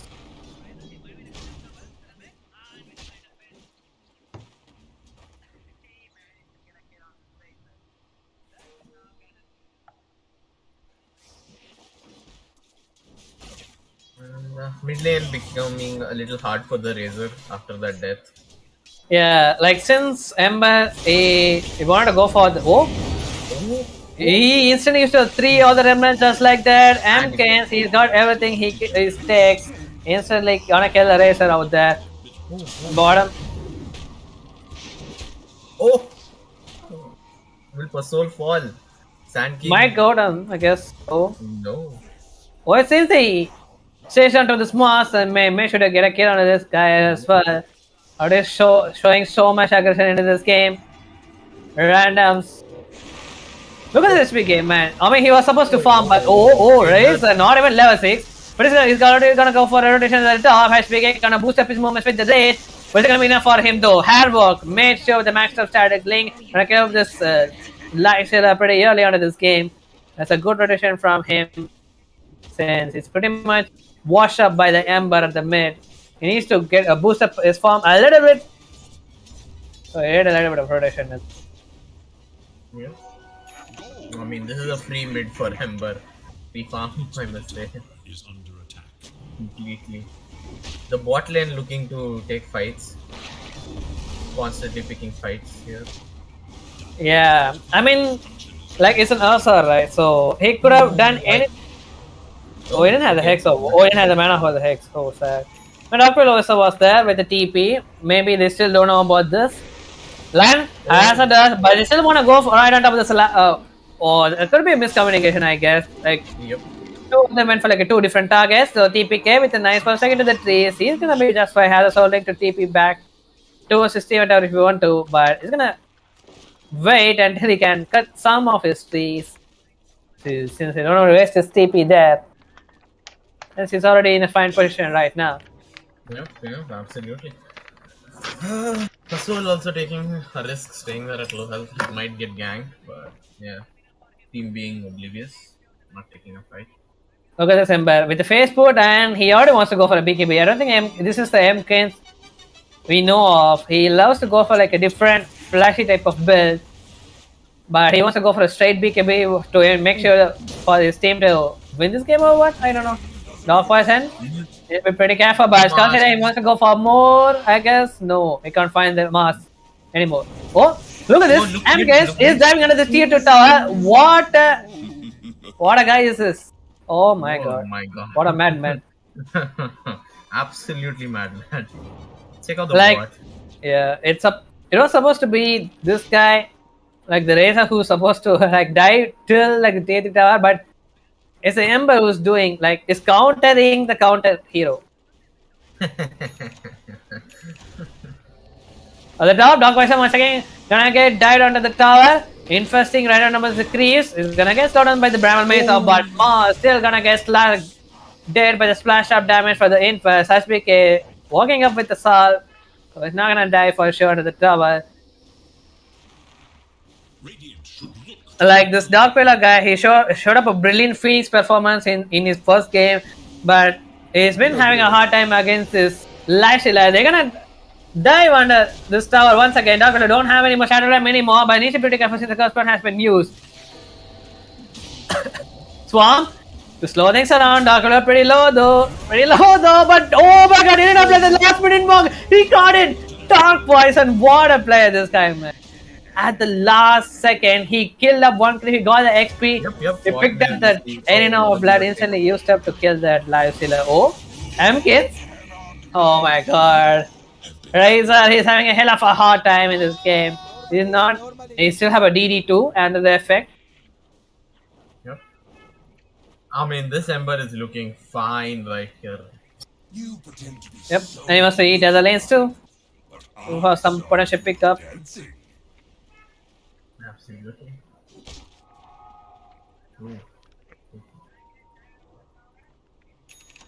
Absolutely. Sorry, Amber. He still has a DD effect. He just need one more Remnant, I guess. So use even Remnant as well. But since they know about it, though, he needs to dodge this. Use the slide for now. Oh, okay. Oh my god. Fighting under the tower? Okay, he walks off. Yep. Even Ursa is gonna come for the fight, I guess. No? No, I mean, it's more like they got the C1 tower at the bottom under control. So Ursa, he wants to switch lanes. So that's what he's doing. Win team looking in a very bad position. No towers being lost, but a lot of kills being dropped here. Literally 5 man of the win team is already at the top, and they're gonna go for a smoke since the arena is backed up for the Mars, but Mars is going the other way. I'm not sure why is he even going. Okay, it's waiting for the courier. What is it? Okay, it's a Facebook.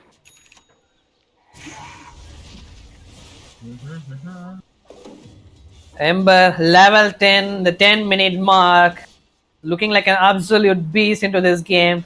Been picking off so many. I mean, it's not like picking off. It's just fighting against this mid opponent just like that. I already killed him like 4 times in a row. Just like you see the top lane. Oh, another kill being dropped here. Lifestealer being picked out. Oh, that's okay. I thought he could have easily escaped from that one, but there comes a 2 certificate into the Shadowrun chains, but he can go for more if he want to do so. But that's a Bramble Mace when they're gonna get caught up. TPK with the Burrow Striker only right on top of this target, but this is not the target he want to go for sure. Yes, he's looking for more, I guess. We're gonna get stand up by the Curse the Crown briefly. Got his chain back up, but we're gonna wait for a while, I guess. Trying to get up a little bit of vision. What is this ancient camp? Reaper, he's used to go for a division plate with nothing. Literally nothing. Even though he had died like only once so far, this guy is gonna have a slow farm with this build. Meanwhile, the MK is gonna go for more, I guess. He catch up the Lion, Dark Poison, doesn't have. Gonna get a stun done though. Elsewhere into the spear combo there. Also, is finally into his aggression. He gave him a full stop. Ember down for 30 seconds. It's lost 6 unstoppable 6 kill streak. Yeah, that was a good kill. Needed that kill to bring up the momentum for the team. That was a slight overextension from him, actually. Like the Lion didn't even die. But guess what? They can go for more. The Lion, just because of the kill, he's got his XP, he's got his finger up there. They can go for a one, like a smoke play. And the Yuna is backed up too, but pretty much farming at this point.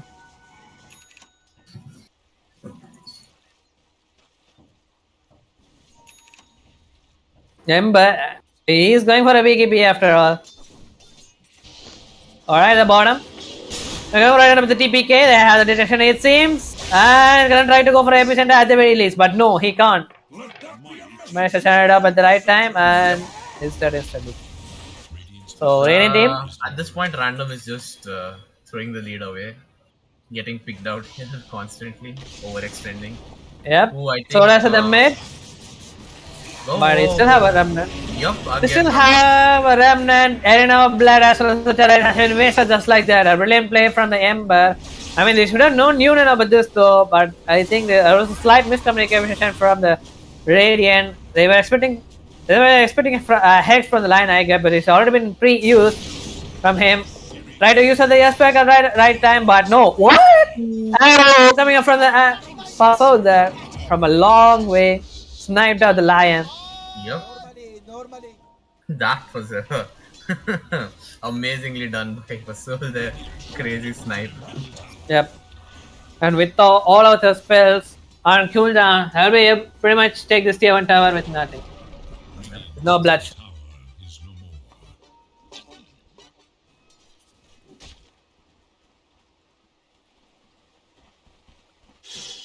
Oh. Dokilo is getting pinged up by multiple people at the bottom. Kalseda gonna reveal him? No. That's not how we do this. That's not how we do this at all, Razor. But the TP is technically right up to the fever, but the moment speed is just too high. MKs also gonna shackle him up a little bit. So Razor gonna stay under this ground. Not gonna go for anymore, I guess. Right? Gonna mess up the ear spec on top of the same, but he's gonna catch up the puzzle. I guess no, he's gonna mess up the spear. Looking for a shackle shot. Oh my god! He's gonna use up the. Oh my god, Rippy gonna get missed, but no! Oh my god, puzzle is still alive pretty much. One shot with the blink, reveal for the TPK, and as we used to catch up the MK and the backline racer, he's lost his life as a puzzle.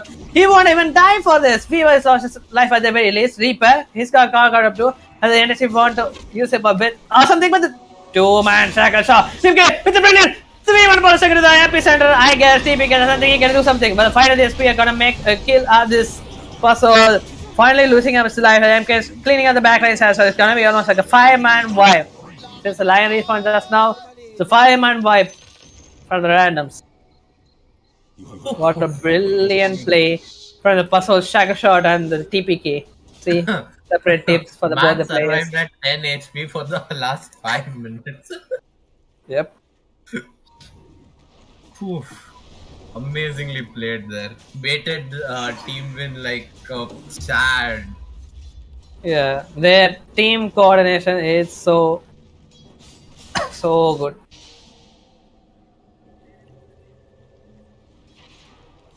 So Weaver is probably looking for a vessel pickup soon.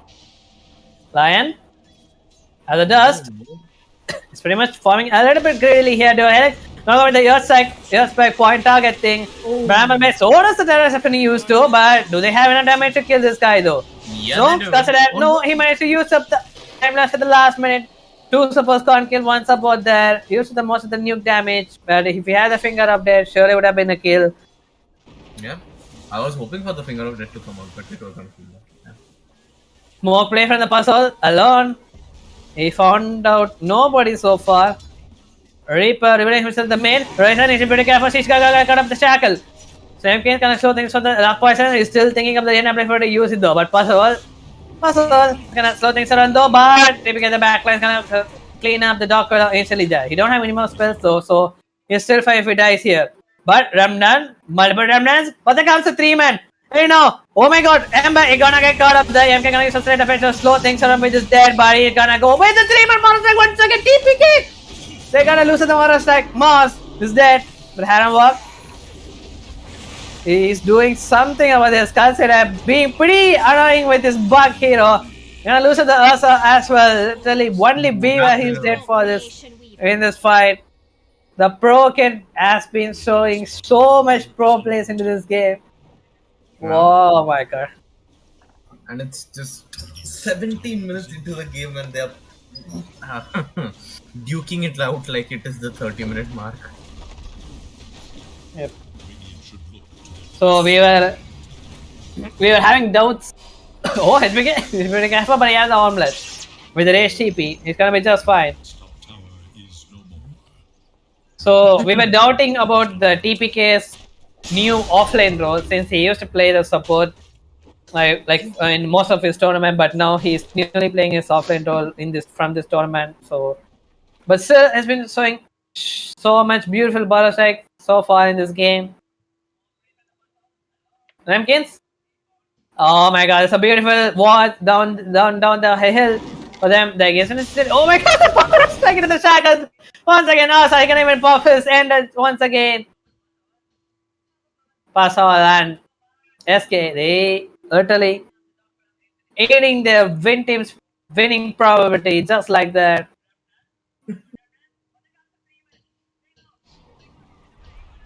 Gonna go for Roshan just like that. Yeah, the full solar crest built up by the puzzles.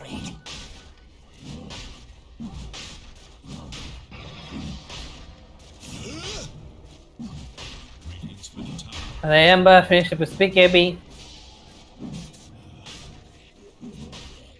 Something like the Radiant team. Radiant team gonna go for a smoke.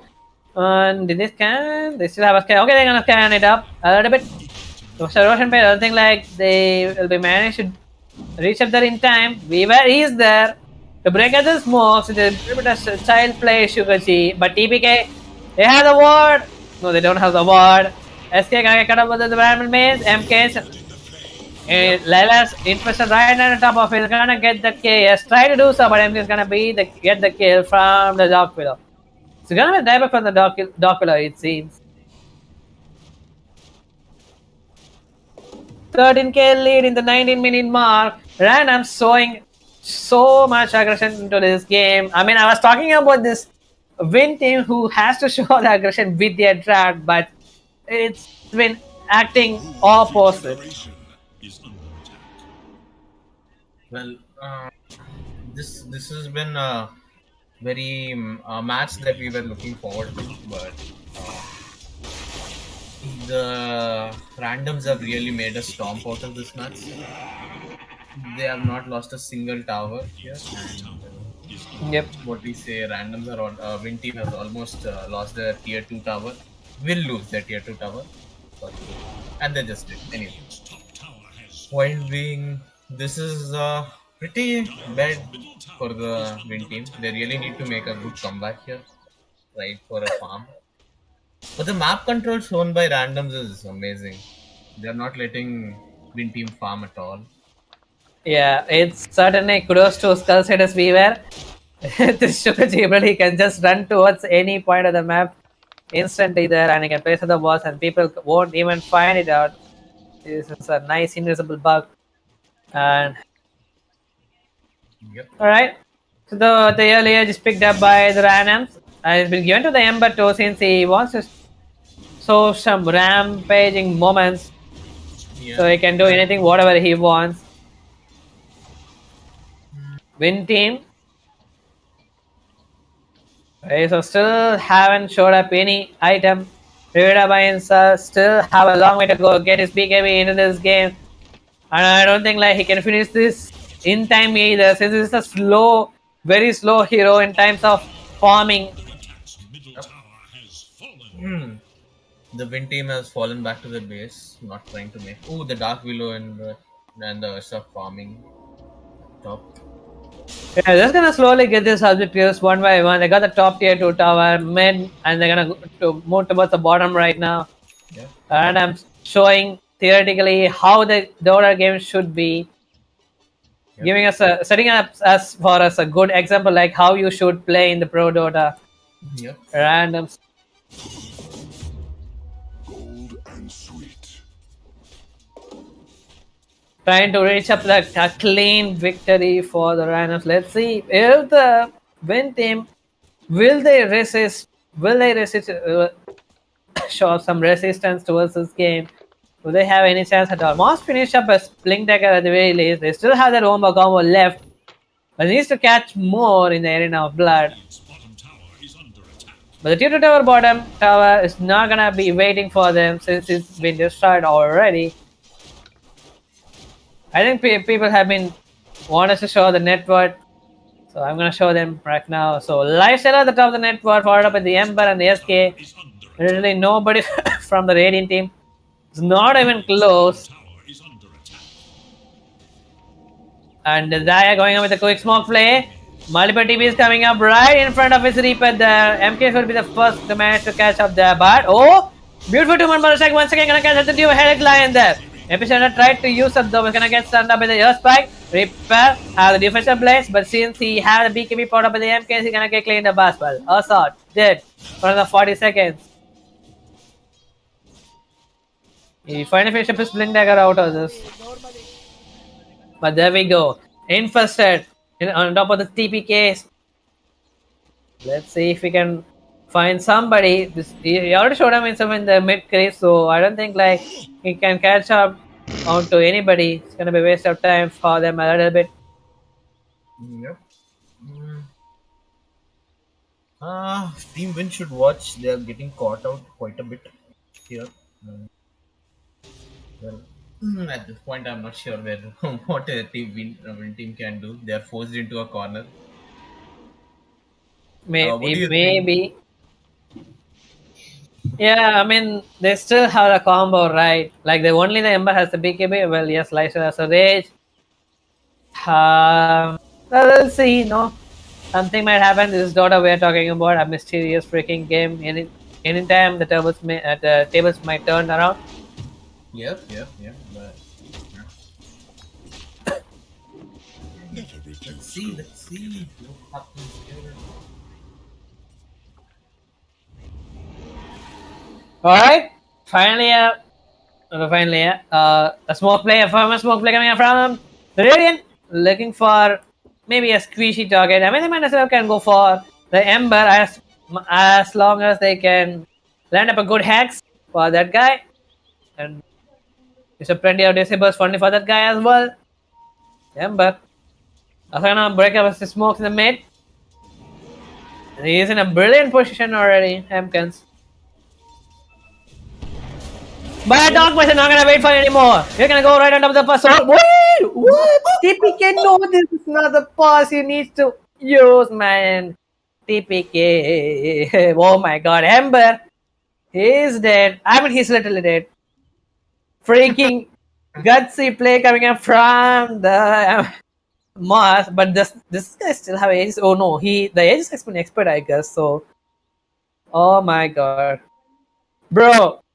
Like the Arena use, Terrorize use, Ember is gonna use his BKB. This is gonna be an absolute destruction for the random. Absolutely did not see that one coming. Yeah. They got caught like great. Normally. Where is LS though? I can't even see the LS. Oh, it's been infested, but I can't see who infested on. Can you see? No, not sir. I think he's on the Sand King. Oh, sorry, they're on different teams. Okay. They are they? No. I mean, same team. Lifestealer, he infested on to somebody, but during the past time, it's not showing to me. I think it was the Sand King the last I checked. Probably not. Yeah, it's the last time, but. Alright, here we go. Is Ember gonna die for sure? Yes, Fear is still there for the Wind Ranger. I don't think this could be the fight you want to look proper with. So TPK just like that, gonna get away. Yep, I the assume. Sat has it. Or maybe not. Maybe not. TPK, he's looking for more. He's trying to look over the now gonna go right up the session. At the very least, Saturn Wolf is dead. They wanna get a return kit out of this mess. They lost mid laner for both the teams. Nice play from the TPK. Yep, absolutely. This was well played by them. That was a really good combo, no doubt. Absolutely. Well played there. Well, we just can say it's all the fault of the network, I guess. That's all we can say. Or might as well like close to Dark Poison who played that one brave moment there out there for his team. Speedy rule of haste. Ooh. Okay. Perfect time to blink out. I mean, he's got the waves he wants, so no point for him to stay there anymore. Oh, couldn't use the stay in China, I guess. Didn't he even have the one? Yeah, had one. But Emkins, he should be pretty careful there. Also, they already used up the endage pretty early, so he's gonna lose his life for sure. More weak. As a use, we're gonna even use it as well. Through your eyes. Losing both of the important. Oh my god, Blink with the skewer towards the tower, try to do so, but without the cover, he can do though. Dark Poison. Alright, I get away a bit. HPK have his 7 solid arm left, almost finished his card. Cheating up the tier 3 tower, gonna use up the tier 3 glyphs. The whole thing's around for a little bit, and the Ursa comebacks online. Yep. HPK is gonna go towards the top tower instead. Now they're gonna use the glyph so that the creeps won't die. Since oh yeah, the next wave is already up here as well. Oh, okay.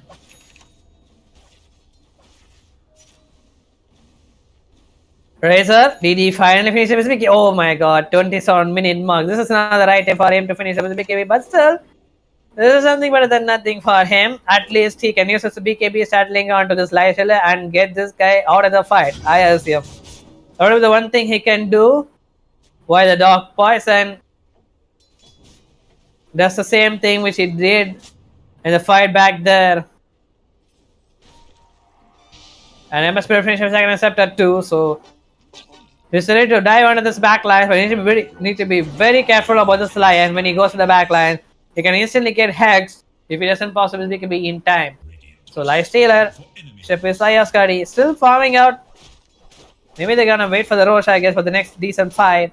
Randoms been showing a little bit of patience. The 19k lead ahead. Don't wanna give them anything anymore, I guess. With Radiant, oh, they're gonna sit tight though. Caught up like this the last time they caught up. I think they're a little more careful this time. Yeah, but Radiant, now they're gonna sit tight though. They still have one more smoke left for the Dark Willow. They might use it in time now, but maybe they are waiting for the Moss BKB. It's still 400 gold, so 500 gold away from it. Ember, you need to be careful of the Rio Helix. Doesn't have the blink though, so oh my god, Lion. Instagram of his DD. Oh, DD saw the shot from the Wind Ranger. He's gonna die just like that. My god. I mean, this is the only guy who can cast the Ember, but without the Blink Dagger, I don't think he can do anything at all. This guy is very poor into this game. Not very poor. He actually bought Shard Lion. Thought like he would focus on the Blink Dagger, but instead he went with a Shard. Right? Sitting out with the CT tower at the top, at the bottom.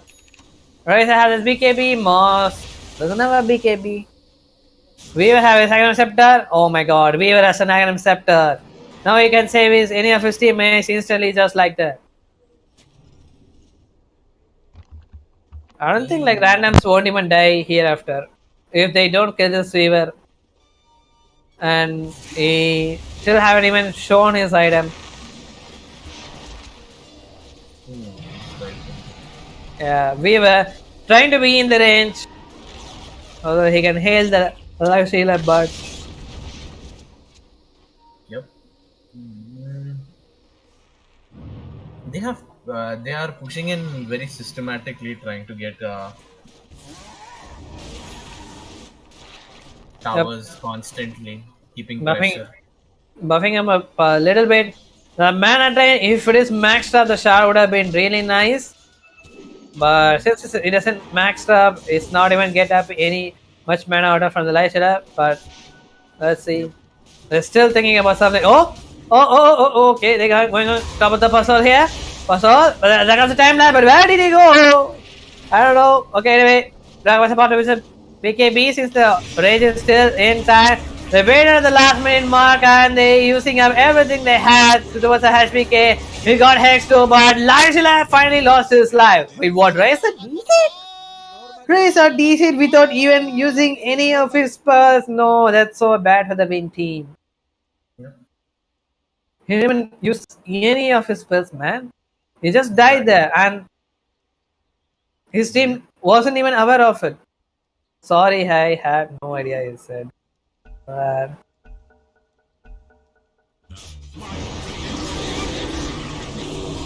well, pretty much the game is already over though, since Reaper doesn't have much farm except the blink dagger on the Reaper blade. He really needs to speak a bit when he's fighting against this Shagger shot out of the lion. I'm talking to the MK. This is gonna be the first rampage for this season.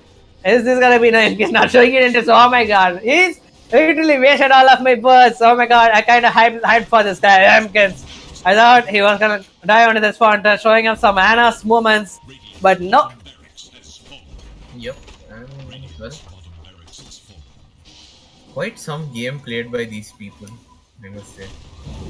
Without the Lysila, it would be pretty hard for them to hit the tower, so they're gonna wait for another Roshan probably. Yeah. They, okay. At this point, Rosh is up, I guess. The other Rosh is up. Are they gonna take it or are they gonna make a push? Yeah, they're pushing in. Not sure. Yep. Yep. I think they are moving to the Rosh. We see the Wind Ranger moving towards the Rosh. Pretty much, they're respecting the respawn from the Radiant. SPK wanna go for the Roshan after all. He was pretty upset about that one dead. They were fighting at the bottom. Ooh, will they be able to take this? They are. It's like a free thing for them. It doesn't really won't matter at all, I guess.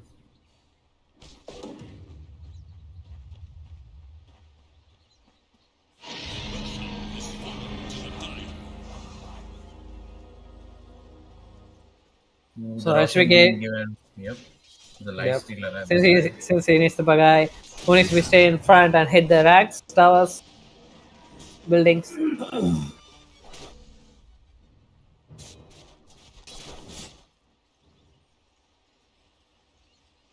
Let's see. Okay, I mean, now what is random's play here? What do they do? We're almost at the climax, so just gonna hit this tower until the Win team show any reaction.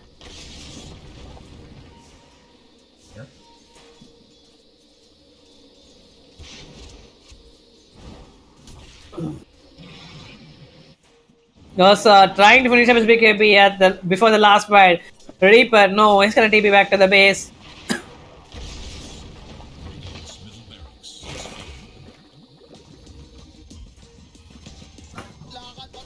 I don't know what the Win team can even go for right now, but HPK, he knows what he needs to do. The buildings, that's what HPK needs to go for. SK, he got time rush initially just like that. We're gonna try to use him.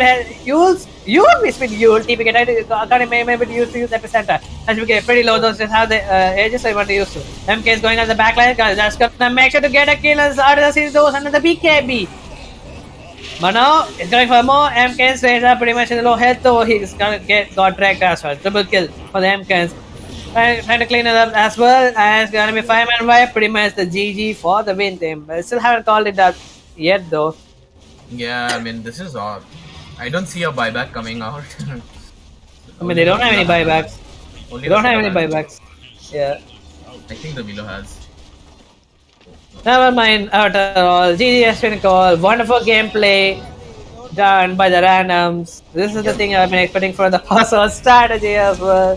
Randoms They'll be moving on to this round 3 after sealing this victory, but it's unfortunate for the main team. Even though they won the round 1, they just couldn't do what they can do in this game. Unfortunately, they're gonna get eliminated after this. Yeah, what a match played by this team, both the teams. Absolutely. Wonderfully played. Wonderful game. Yep.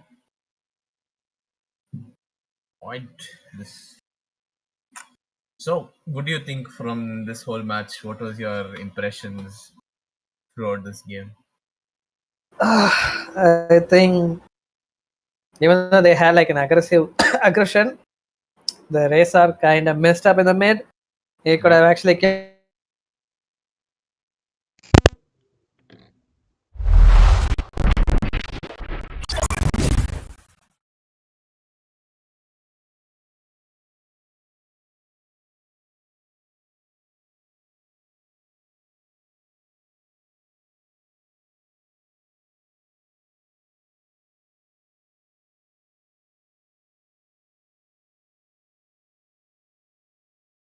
Our next match coming up soon.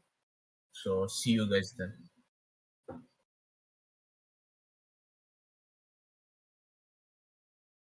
Yep.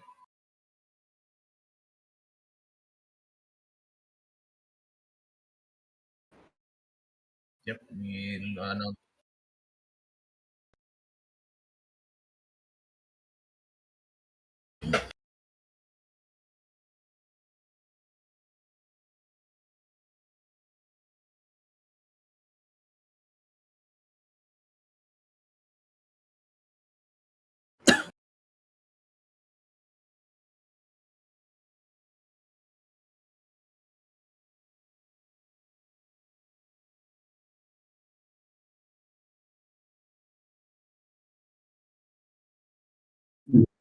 sure. Yeah. Should I just share my screen? Let's make it quick and dirty, now.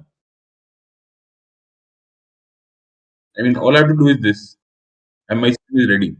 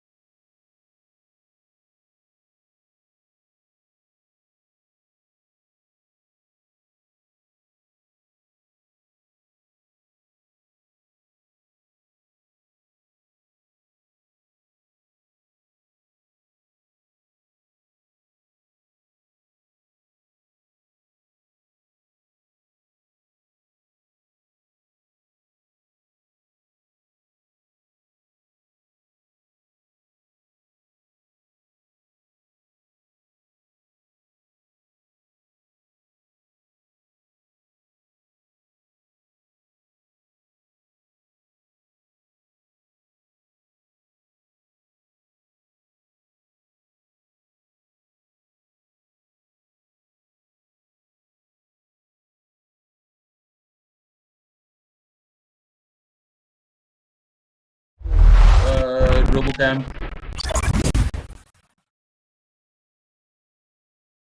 Jasper's name was there, I believe. Yeah, Jasper's name was there.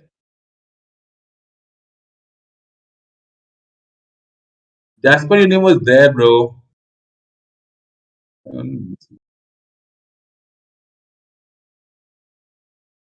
Everyone's name was there, guys.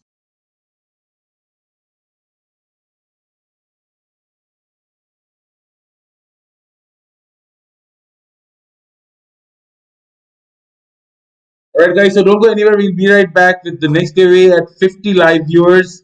That is 50 live viewers, and the next match coming right up. Thank you. Stay tuned.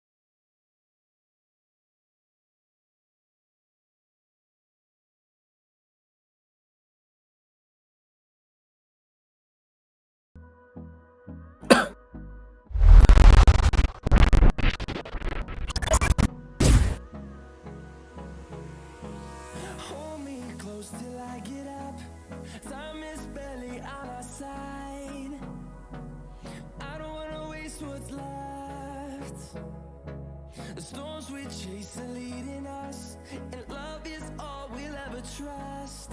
Yeah, no, I don't wanna waste what's left. And on we'll go, through the wastelands, through the highways, till my shadow turns to sun rays. And on we'll go,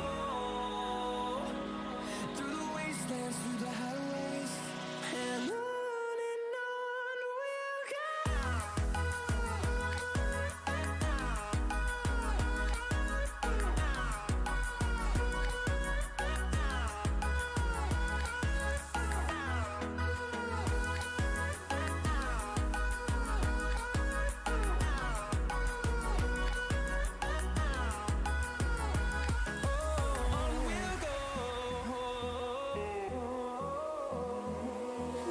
Finding life along the way, melodies we haven't played.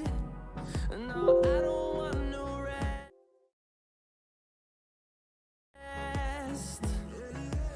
Echoing around these walls, fighting to create a song. I don't wanna miss a beat. And on we'll go, through the wastelands, through the highways, till my shadow turns to sun rays. And on we'll go, through the wastelands.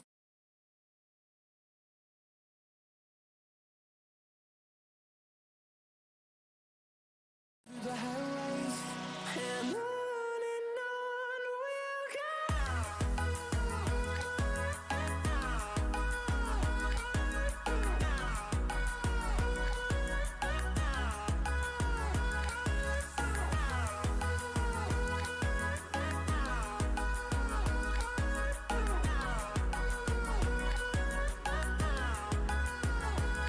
and we'll grow in number, fueled by.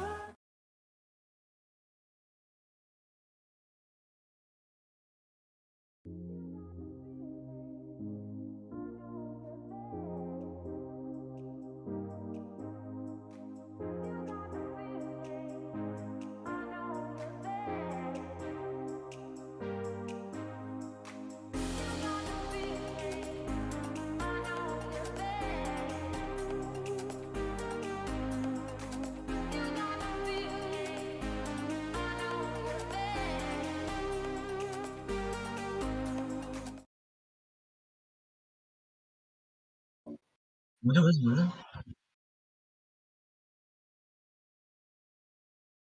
Hello hello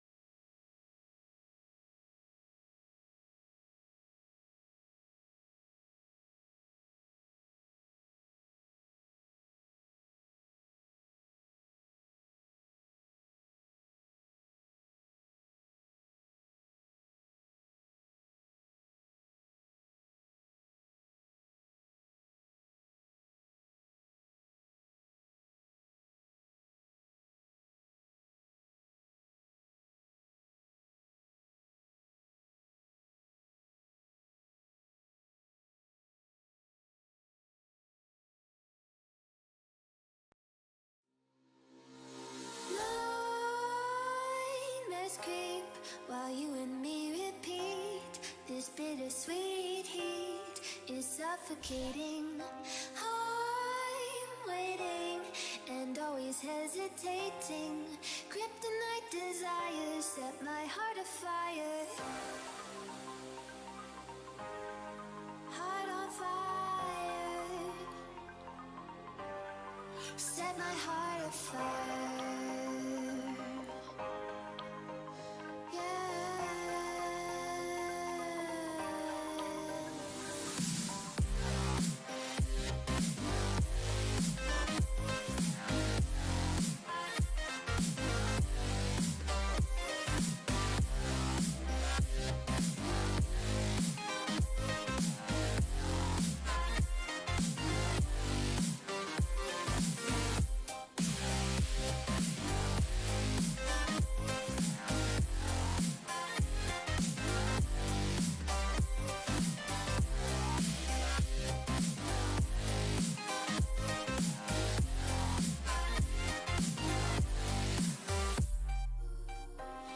With crimson secrets and forbidden bliss, can't stay still, don't stop that thrill. My bones crave your skin, temptation within, mistakes ignite the silence. Nightmares creep while you and me repeat. This bittersweet heat is suffocating. I'm waiting and always hesitating. Kryptonite desires set my heart afire.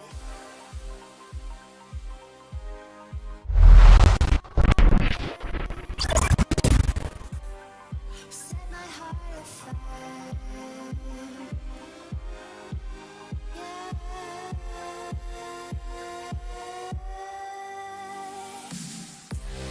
I am Silence, joined by Merlin, our procaster, and we see a Rubik band coming out straight off. Yeah. Merlin, how are you enjoying the game so far today?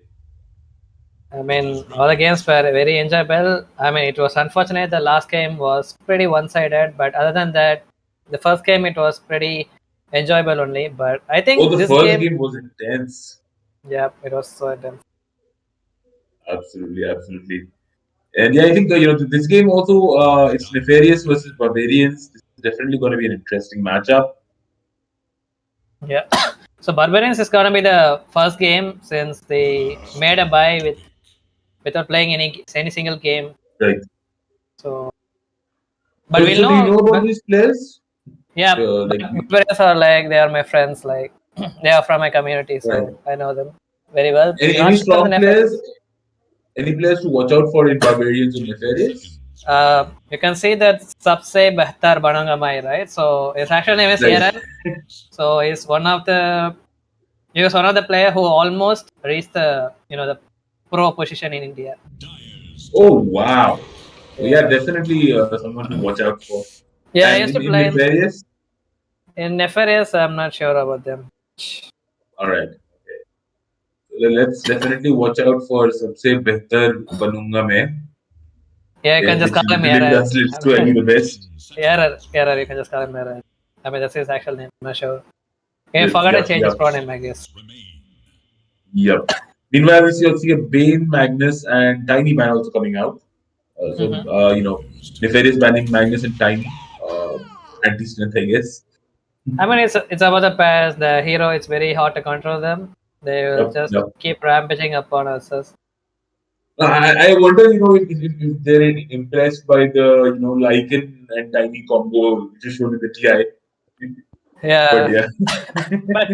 But just watching out for that.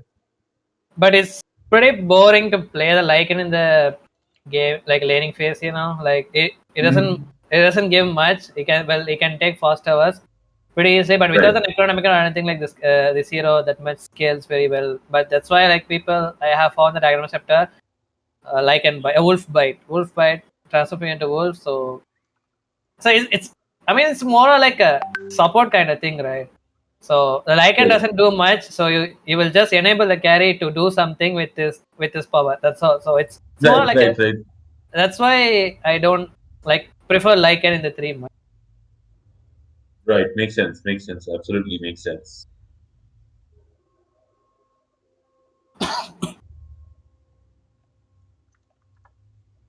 And guess what? The disruptor, I don't think like they So can even pick a so like any. far, Disruptor and Snapfire, I think pose 4 and 5 for Team Nefarious. Correct me if Yep. I'm wrong, Berlin. You're the Yeah. expert here. Yeah. And Barbarian is going for Undying, taking the time with the second pick. Undying is always a really a good laner support. He can always zone out the any like doesn't matter whether it's a squishy or tanky. If he's fighting against like a mobility based hero, he can just bring himself a brown board at the starting itself, and he can still zone out the people. And whether it's a tanky hero, this is the best hero you can use to counter them in the lane as well. But this hero, it doesn't scale much in the late game. I think the only thing it would, which could like give them a trouble is his Talk storm. about scaling. Talk about scaling. You talk about scaling, and they picked up a lion. His ulti can scale quite well and impressively. Well, heroes like Lion, Legion Commander, LC was a Legion Commander. So Slark, Silencer, these heroes, they have like an infinite scaling potential since they will keep Exactly. on getting they will keep on getting the stacks. If once the Lion gets More up to and more figure and more 10, damage. yeah, they will keep on getting the more on damage. And he has a talent too, no? So like as long as he gets some kills with the finger, it will increase Yep. his health points as well. Precisely. Yeah, Precisely. so I always like this hero, so it's pretty much can fit into any of the drafts. So Barbarians have some idea To with be this hero. honest, personally, I've never been a huge fan of Intel heroes, except for Bane. He's one of my favorites. I used to be, but yeah. Yeah. I'm more of a brawler. But when it comes to like stopping these Disruptor and Snapfire, I don't think like Lion was the best choice. So since Snapfire and Disruptor can both harass a lot than the Lion himself. So and the Snapfire counters Undying pretty much. With his little shader, he can instantly kill up the Tombstone. So I mean third ability. Interesting. So I think Nefarious going for counter picks here of sorts. And ZP Robocamp and Venugopal, let's go. Boom boom, as you say. Yeah. So guys, just to remind you, all our viewers, this is DoTA India Resurgence series. This is Crowdcontrol Esports effort with support from Go Game Live to rebuild and re-rise the Dota community in India, right? And we can't do it without your support. So smash that like button, destroy that share button, and get your friends and community watching. Yeah, might as well destroy our YouTube channel with all of those big views, lots of views. So please do. No, absolutely, guys. We need to get Berlin the recognition. Let's get him casting a TI very soon. Oh my god. Hashtag Berlin for TI. Come on. You're kidding me. Guys, give us some hashtags. Hashtag Berlin for TI. And we see a Night Stalker pick in the meanwhile. And a Spirit Breaker. Interesting. Well, would you say Berlin after this TI or very recently Spirit Breaker has once again gained popularity?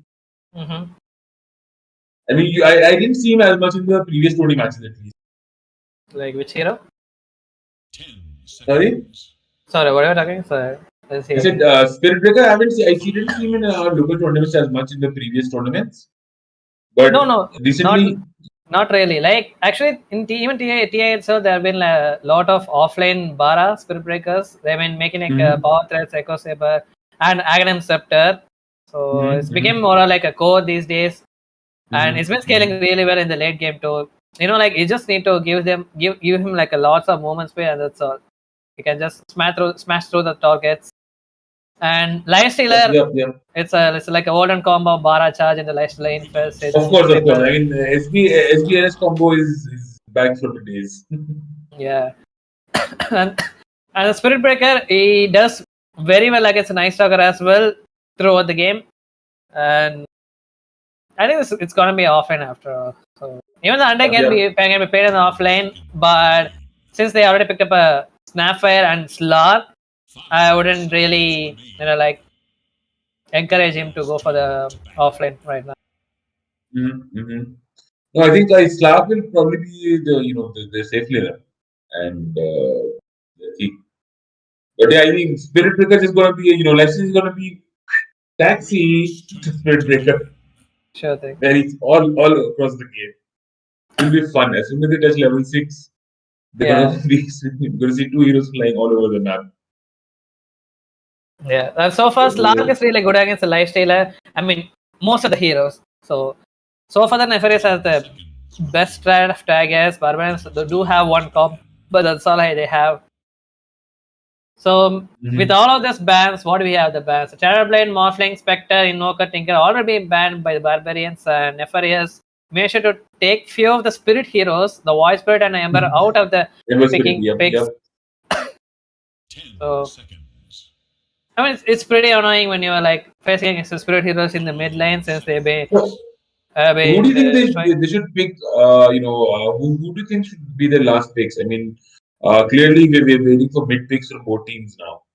Yeah. Right? And who do you think they should pick for Barbarians and Nefarious? So Barbarians, like they have a Bara, but this wouldn't be enough. So they need like another lane rotating kind of a mid laner who would be like super aggressive, not only stay in the mid lane and keep farming over and over. So I can't really guess about these people, but if it's error mid, I think it could be a Wind Ranger. Wind Ranger is still in the pick, and Lina is still a thing. I was just about to say Lina. Yep. I think Lina would be really good. Lina does well against the Slark as well. Nice Stalker too. He can just keep right clicking on the people. Since Nice Stalker keeps on relying on the silence every time he tries to fight against some people. Whereas the Lina, once he gets some of his Spirit Soul and some items, he can just keep right clicking right on top of the sand and he can head on fight other guy. So and error, it's one of his signature hero as well. So I'm really looking forward for a Lina from the Barbarians right now. Yep, absolutely. Let's go, Barbarians. Can we see a Lina come up? And Team Nefarious, what do you think about Team Nefarious? Team Nefarious, I don't know, man. Like all of these 4 picks so far so good, and it just doesn't matter what they pick right now. Yeah. They've gone for Wind Ranger. Yep. Let's go, Jignesh Patel, Jiggy Bhai, let's go. Some crazy energy in the chat, guys. Awesome to see the Dota community coming together, the Indian Dota community coming together, and let's make this the TI minor for India. I know, not officially, of course, but yeah, at least unofficially. Let's do our own thing. Yeah, if I still just have like 15 seconds of the reserve time left. I'm not sure like what they're gonna think through right now. I mean, at this point, they can just pick anything which can comprehend the Wind Ranger pick right now, since the Slar can do so most of the works against the Barbarian strats. Okay, Storm Spirit. Nice. Yep. So like I said, this is gonna be interesting. Any Spirit hero would do the trick in the mid lane. So just like that, they're gonna pick up the only Spirit hero left. I mean, your Spirit, I don't think the your Spirit people plays in the mid anymore nowadays. So yeah, they came down to pick the strong. Absolutely. This is very, very interesting. I think this is going to be a very strong matchup. Obviously, Disruptor and Slark is going to have to watch out for himself because Spirit Breaker, I think, is going to be charging him a lot.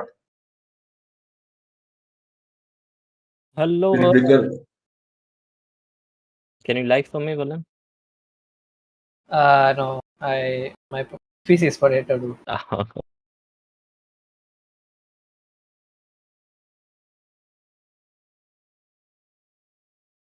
Alright, Narendra Nubi. Interesting name there.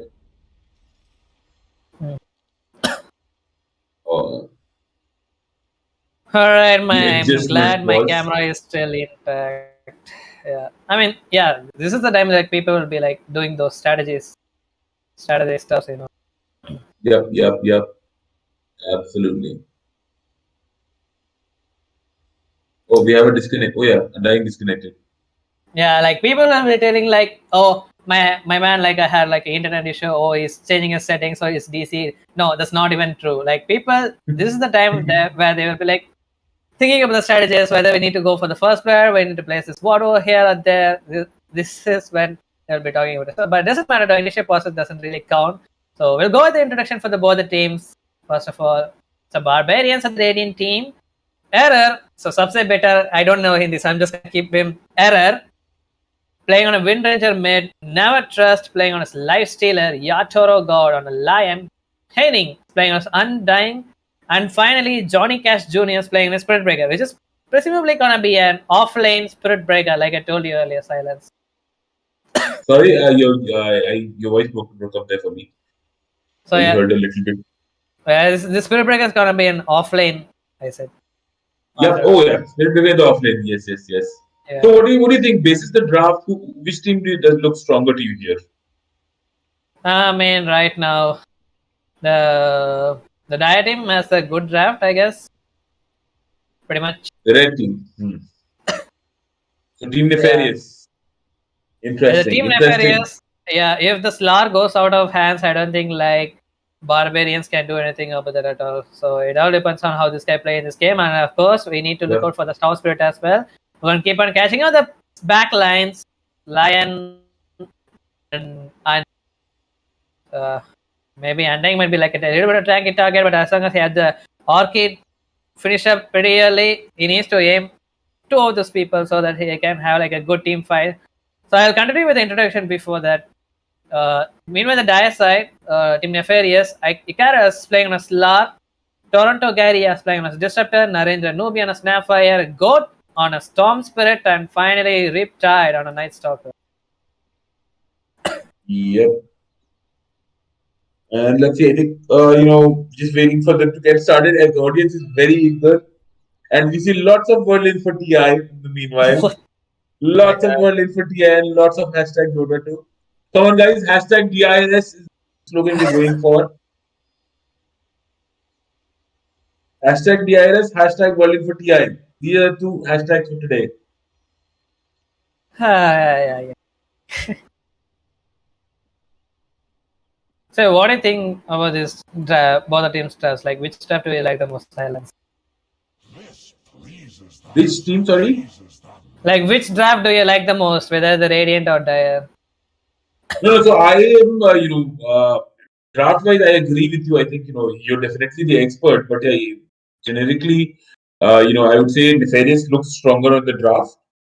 They have the ability to really rotate well with Storm Spirit, and of course Slark also getting that increased movement speed, and then again Night Stalker as well, right? So they have three heroes that are really fast.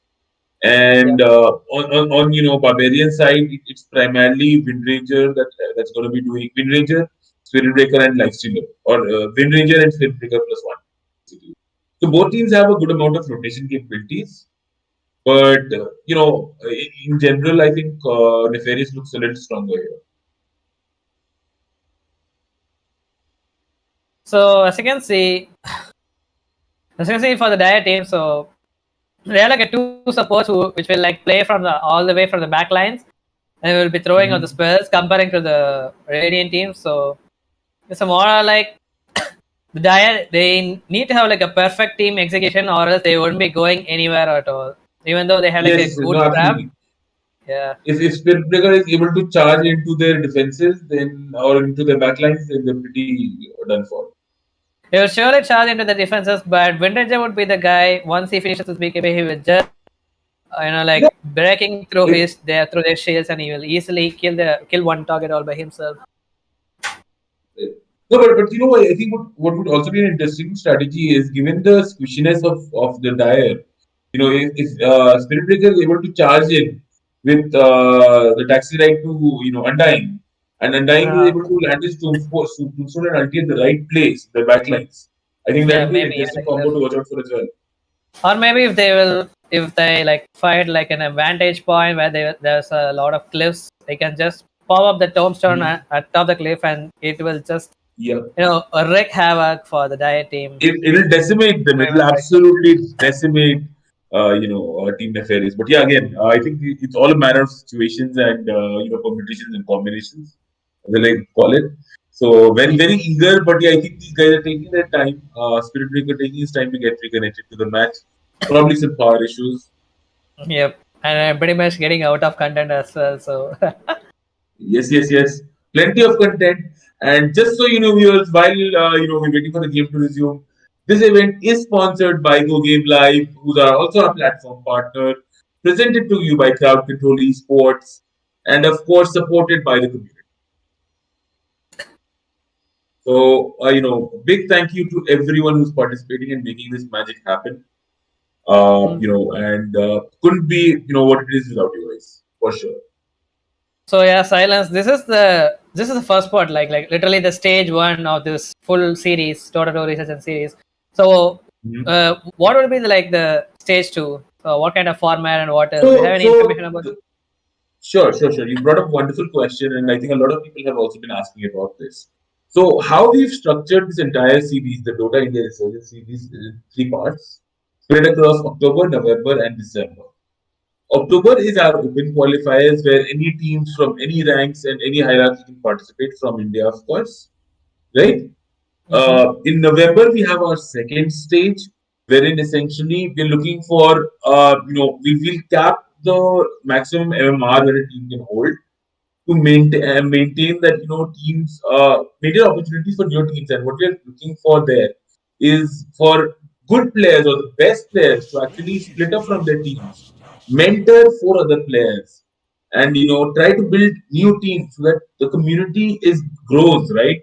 New players learn new skills, have new mentors. We also nurture coaches, managers, everything. So stage two is all about new beginnings in that sense. We're trying to build the next big team. And then stage three of it would be the top four teams from stage one and stage two going all ham against each other, competing for the final prize pool of 40,000. Wow. Yes. So, and of course, a lot of other things is well involved in the prize pools. What we're trying to do is make sure the community understands and gets the feel of esports. And we're giving jerseys as part of the prizes. We're giving infrastructure, mouse, game pads, etc. Right? Sorry, not game pads, mouse pads, to make sure that the community is involved and really get the feel of esports. Right? We'll customize the team jerseys, or t-shirts. We'll send them customized t-shirts for their teams. Of course, we want them to have, and now going forward, build long-standing teams. Teams that will last and teams that will really make the community happen and work together. Yeah, and while we're talking about that, we see another World for TI. Yeah. What? Bruh. Why would you even point it out in the last? See, there it begins. Whoa! The chat goes ham on Berlin for TI. ZP Robocom clearly loves your casting. And, Spiritbreaker has finally reconnected to the match. Both teams very eager to get started, especially Team Nefarious. Okay. Okay, so would you say they're still strategizing, or are they, now? No, is it genuinely playing issues? Well, yeah, might be the point, but I just checked the console, so it seems the Bara and the Spirit Breaker he's really having a 1K ping plus. So oh my god, really 210. Yep. Yeah. Let's hope the ping comes down soon. I think it's gonna be for a while until the game starts. So yes, absolutely. And we are now, even I'm getting excited because the suspense is building up. So I'll take this chance.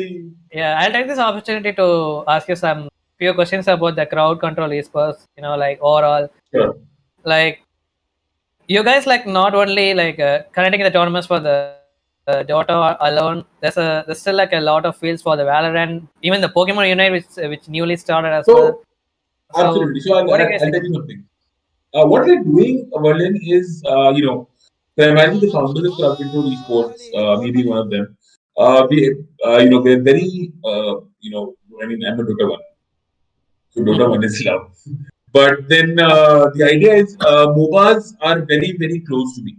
And what we hope to do is, we see that a lot of attention is being given to the FPS communities, the PUBG communities, and the Counter-Strike communities, but not enough love and affection being given to the MOBA community. Mm-hmm. So we really want to change that. And the other things, that we really want to bring about a revolution where the MOBA community gets the exposure, because globally you see, right, the prize pools of MOBAs are in the largest by far. We don't even have to. That's not even a topic for debate. But we we are looking at really nurturing the MOBA community, specifically the MOBA community, and making magic happen. We've done Arena of Valor in the past. We did some great stuff there. We got casters from the APL coming into cast for us, right?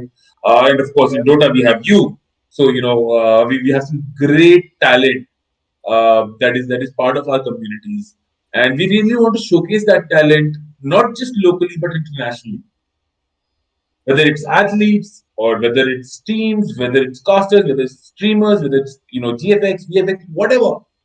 If you're in esports, if you're in MOBAs, get in touch. Let's make magic happen.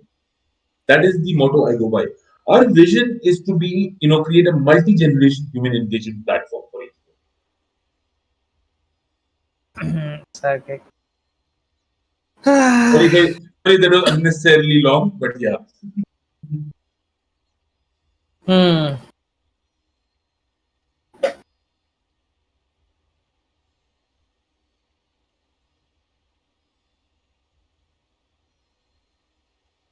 Major net issues. Sorry, viewers, you're having to wait. The anticipation is building up, but it's hopefully going to be worth the wait, and you're going to enjoy it.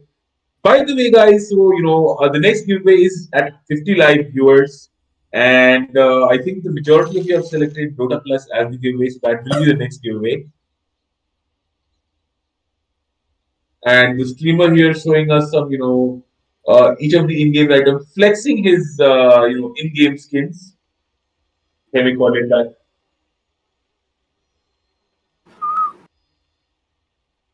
And do you think there's a chance where like Indian team will finally reach TI someday? So no, actually, that is not. There's no chance it is gonna happen. We are, I hope to be the enabler, or CC hopes to be the enabler for that. And I don't know. I can't comment on how soon, but soon for sure. Not just participating in TI, but hopefully we can bring a TI, home someday. That is the ultimate goal. We bring the Ages of Champions back to India. Well, not back to India, but to India.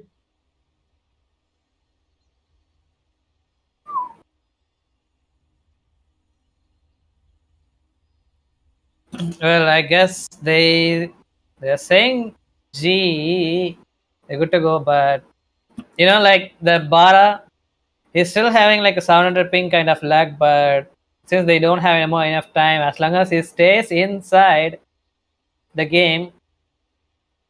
They're asking for a substitute. So I think since the match is not started, Yeah. I think it'd be best to go ahead with the substitute. I mean, after picking up the heroes in the The middle, heroes I and don't picks, the think. picks will remain the same. The picks will remain the same, right?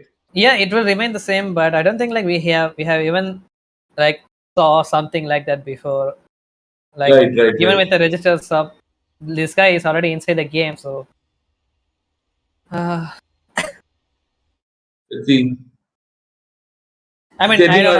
I don't know much about the rules. Mojo knows it better, I guess. I mean, we would look to Mojo for the final call on that. But let's see.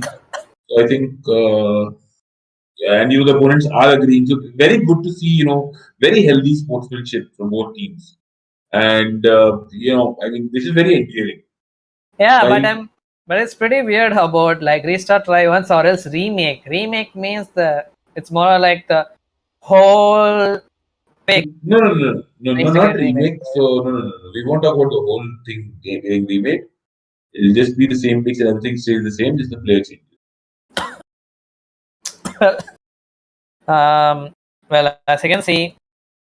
I mean, I don't know. I mean, you guys decide. Again, the league of scenes decide, and the tournament admins decide.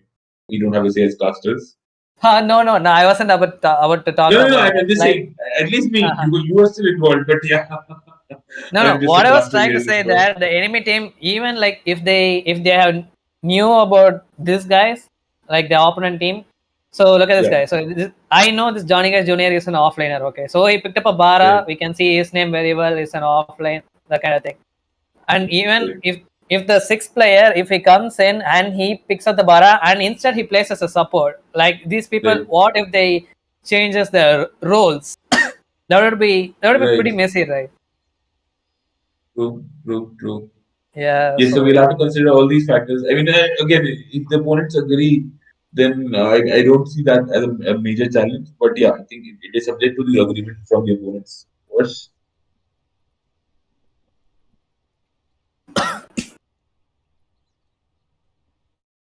I mean, this is unfortunate, but yeah, it is what it is.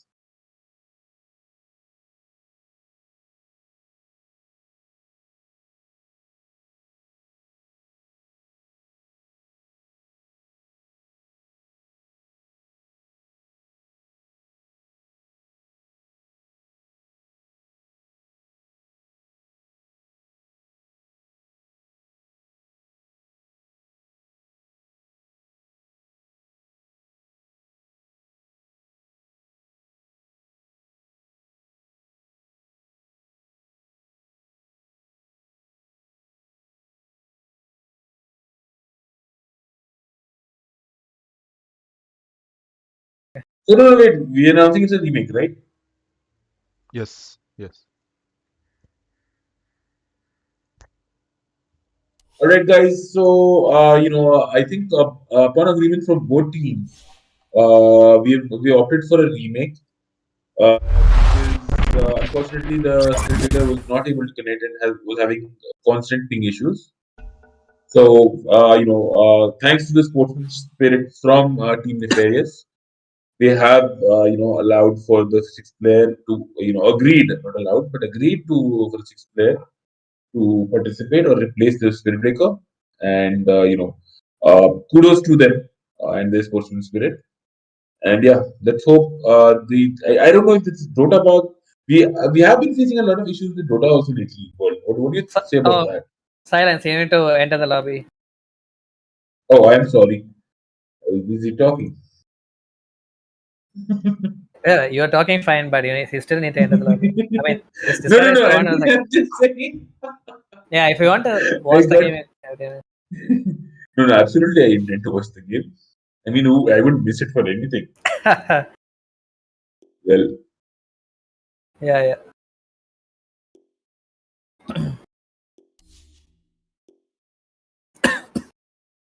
Uh,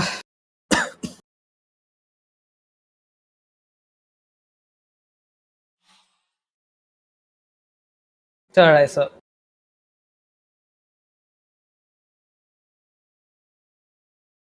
who's the replacement? yeah, they're replaced by a well-known guy. His name is Arjunan. His name is what? Sorry. Huh? Sorry? Who's the replacement for Johnny? Arjunan, Replaced? Arjunan. The fourth guy from Radiant. Oh, I see. I'm ready for some reason. My bad.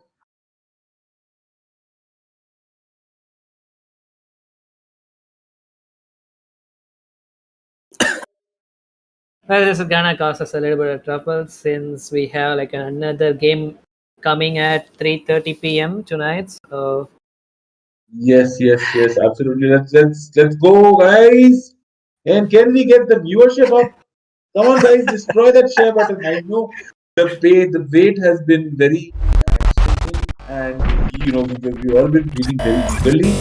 But come on, let's not go anywhere. Grab that popcorn, grab that coke or some healthy food, which is ideal, and get working. Get here working. No, I'm saying we get go. watching. Get watching this time.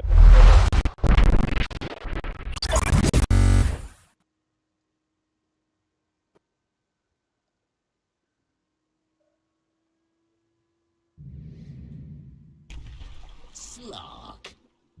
The choice is made. All right, we have Disruptor. quick pick. They're gonna go for the same picks as discussed.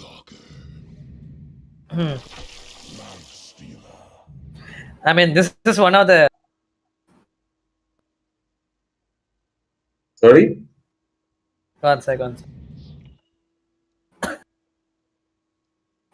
Like this is one of the trickiest situation I have used to have. Like whenever we're facing. Sorry, but I'm not sure if it's me or you. The voice is breaking. Forgot that.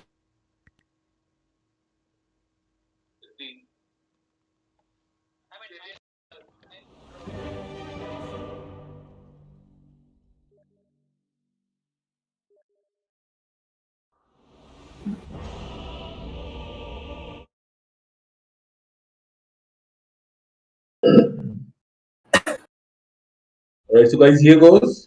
Get set. And I think, yeah, so see no pause this time because they've already done all their strategies. Yeah. Can you hear me now? Yep, loud and clear. Yeah, so I have like a potato PC. So once we enter into the game, I have like a black screen. So like try to support me and buy me a good PC, guys. Thank you. That would be a yes. worth mentioning. By the way, guys, you can support us by donating to us. The description is it's there in the description, and you can also give us a super chat if you like the stream and the cast. Yep. So I was talking about that earlier now. So Bara switching roles, hidden switch roles. Like the new guy who came in, so he's gonna be playing that core Spirit Breaker after all. Yes, which is very good to see. I think that's novel. That's only right? And we see the traditional pause coming out already. Passing is okay, but I don't think like they have pause time left anymore. Yes, no more pause time. Let's please can you please request for enforcement of no more pause time? You've already exceeded the pause time.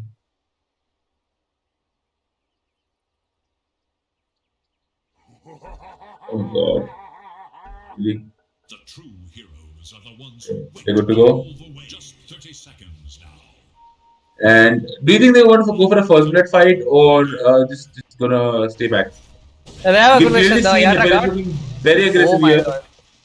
3-man Earthquake. It's gonna scare them a little bit. Nefarious gonna get out of this situation. It was a pretty weird low ground to high ground with no vision, whereas the Lion managed to stun up to like 3 people, but no first death so far. And we see Storm Spirit SB getting the bounty from Storm Spirit. Tried. And both teams getting 2 bounties each. Interestingly, the Nefarious have not taken their mid bounty yet. Their upper bounty. Yeah, I mean, okay. Snapper is actually walking towards the bounty, but it doesn't really matter. No, this is Storm Spirit. Once he gets his bottle up, he can always take this initial round anytime he wants. But okay, anyway, never mind. Whatever. Maybe the offlaner wanted a assault, so he wanted to pick it up right now. It's the initial round. The offlaner would be like, go level up, shoot. No, it doesn't level up anymore though. It doesn't give you XP anymore in the bounty run. It's like very old patch. Oh, and Snapfire really hammering that Undying there.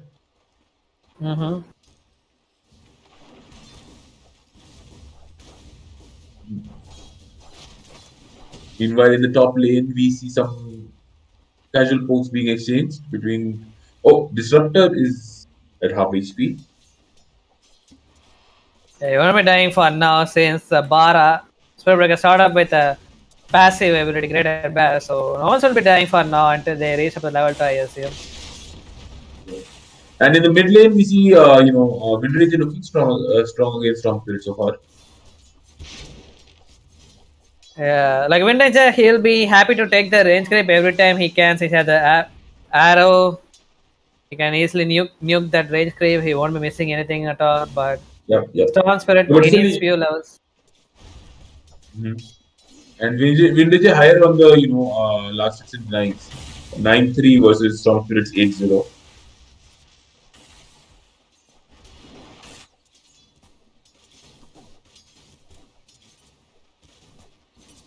So we can see Team Barbarian is pretty strong on the denies so far. Yep, so far. They've got like 11 denies compared to 3 from Barbarians. Sorry, from Nefarious.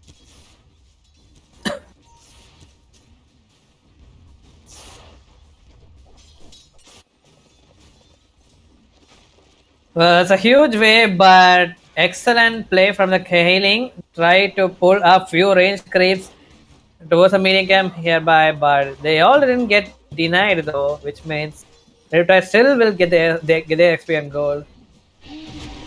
Oslock needs to be pretty careful at the top since he's pretty inside towards Radiant territory. Arjunan Thanks for that. tried to hurt him a little bit. Stall has been used for him. Storm Spirits got his bottle and bottled the bounty rune. And so has Wind Ranger. So both have their bottles ready. Not so fast. Not much action going on right now. Not much. Yeah, because like that team, they have picked up a nice stalker. He can only come online at night. So Yep. until then, we'll So be we have like to wait. We have to wait till 6 minutes for 5 the minutes. aggression Yeah. from 5 minutes. Sorry, for Nefarious. Yeah.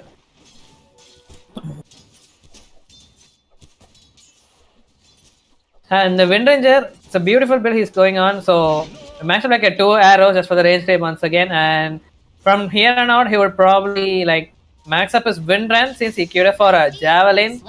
As long as you have like a longer duration of the Wind Run, he can kill any people easily with the help of his focus fire. Storm Spirit versus Wind Ranger. I think you can see a first I blood here. think this guy is Wind literally Ranger dead taking right tower now. damage. Oh my! No! Ranger taking No, tower what's damage. happening? Oh my god! Wind Run. And he gets the first blood. Yep. Yes. The Wind Run, it actually evades everything 100%. So it doesn't care. It was Yes. saving that ability for the last second and used it perfectly. Storm Spirit dead. First blood drew up by the error. Oh my god, look at this top. Like Arjunan. Oh no, Arjunan needs to be pretty careful. He's been diving under the tower though. But Arjunan got bounced out to several hits by the tower. But nobody goes down. That was brilliant play from the Wind Ranger there for sure. Perfect timing on that Wind Run.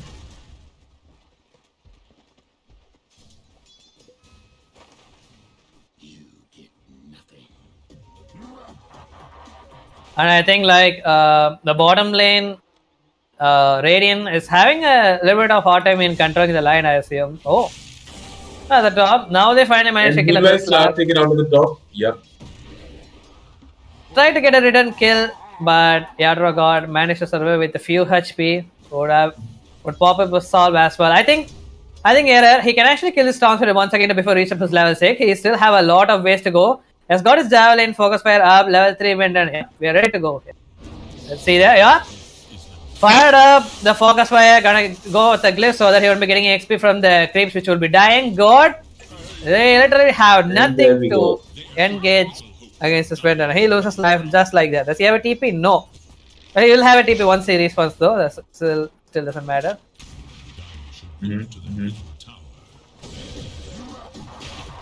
Oh yet. See the bottom, the fight, it started Riptide, but the night time is really kicking it in. As soon as Bala, Night Stalker going, all set. Balanar was his name. DoTA Yeah, 1. Balna. Yeah, you got that right, Balnar. Night Stalker, Balna, whatever it is. Yes, Balanar. I mean, there were a lot of dreadlords in the Warcraft, right? Balanar, Balnazar, Maganis, Tychondrius. So many. Lot of Elven references. Oh, never trust. He's been trying to juke on the trees at the bottom, but Riptide managed to do so. Got the kill of the light steal. Oh my god, he got stuck into the tree, sailing. He managed to get a bloodshed for this Dire team. Nice Stalker. He's the first guy who would go down for the Dire. Nefarious. And he's finally getting a kill.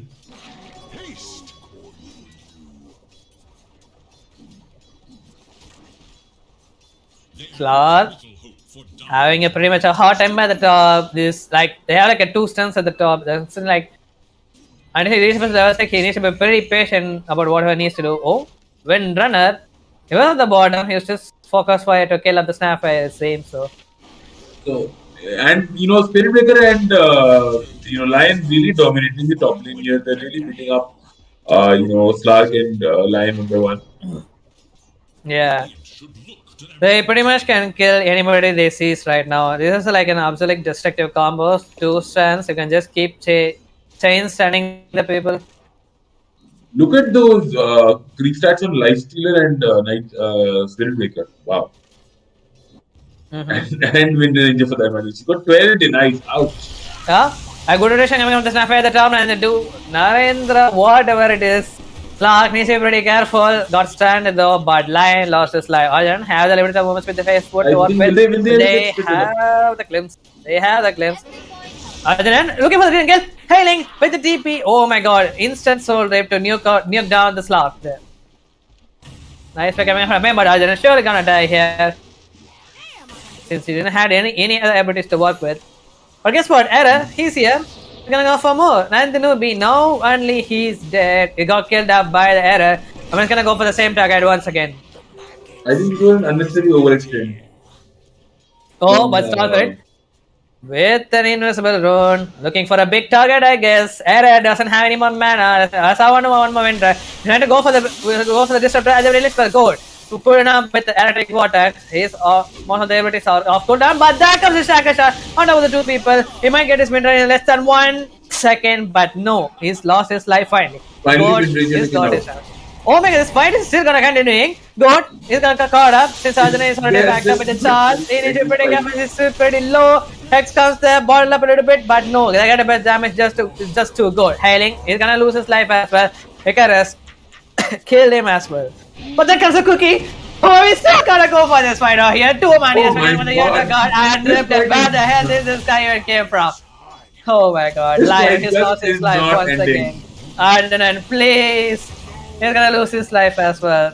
Windrunner is here at the top as well. Once again for the second fight. This was pretty ordinary play from Team Barbarians, I would say. I mean, they overextended and wasted their entire lead that they built up. Yep. From I think 6-1 to 9-7. So 3 kills to 6. Yeah, but it pretty much worked in the favor of Slark since like he needs that permanent agility whenever he kills somebody. So these long fights is the one Slark really needs us, and just like that he got like 2. And he just got that. He got 5 or 6 and 1 kill. And now Bala being taken out. Yep. Wiped out by the Lion. Had the level 6 finger of death with no tome though. No tome, this guy already reached cells.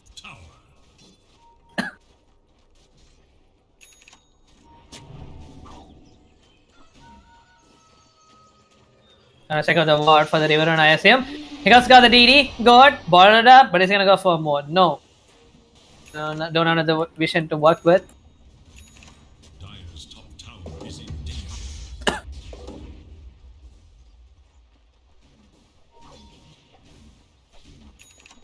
Dire's top tower is under attack. I think we can expect a smoke play from the Dire anytime sooner now. But if they really want to go for one, they need the static stun from the disruptor. So they go for a smoke play.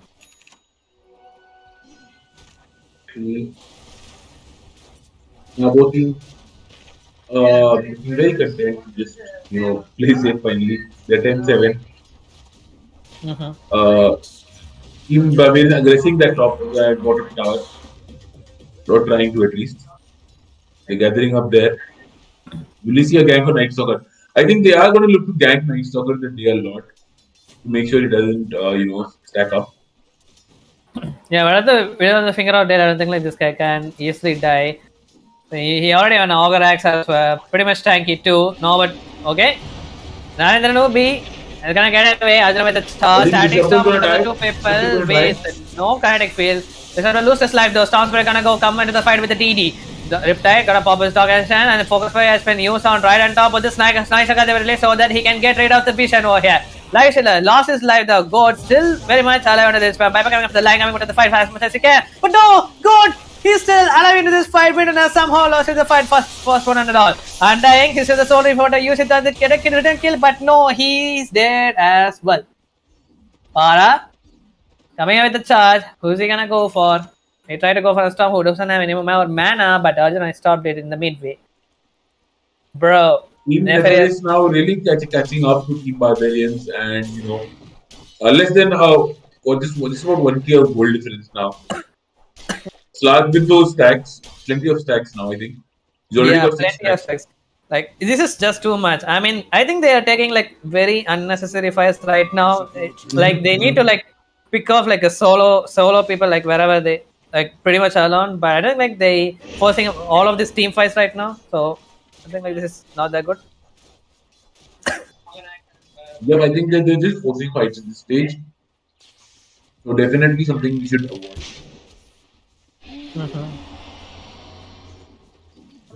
Bara, is he really gonna charge onto this guy? Oh, that's pretty much overextending though. Doesn't have a mana anymore though for the sound break. Had the least bit of mana for the use of the one attack more as Ajran. Oh my god, with the throws, I guess. That's how I would say it.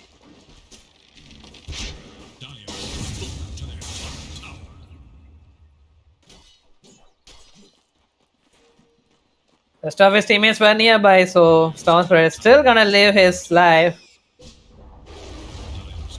The Radiant managed to take this team at the top. The Radiant team still in the lead. Receptor gonna throw the smoke over there. The extra tower, I think, for sure.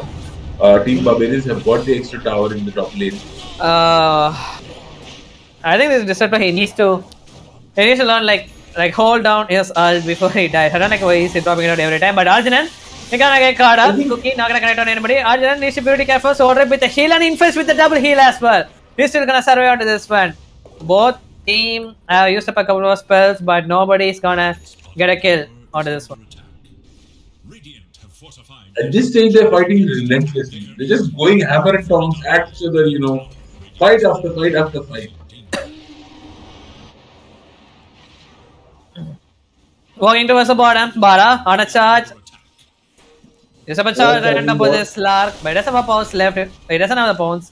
For 1 more second, he can use his ult just in case if you want, but no. They could have locked the Slark with the Hex. He still has a finger of death to kill the Slark, but he eventually managed to survive. Icarus. Receptor seconds over pretty early. The time is fine. Wasn't the form he really needed, but the enemy, like, look at this guy, dude. Like, it became more like a support Slark. Had like a 7 assist in 14 minutes. Like, really? Lol.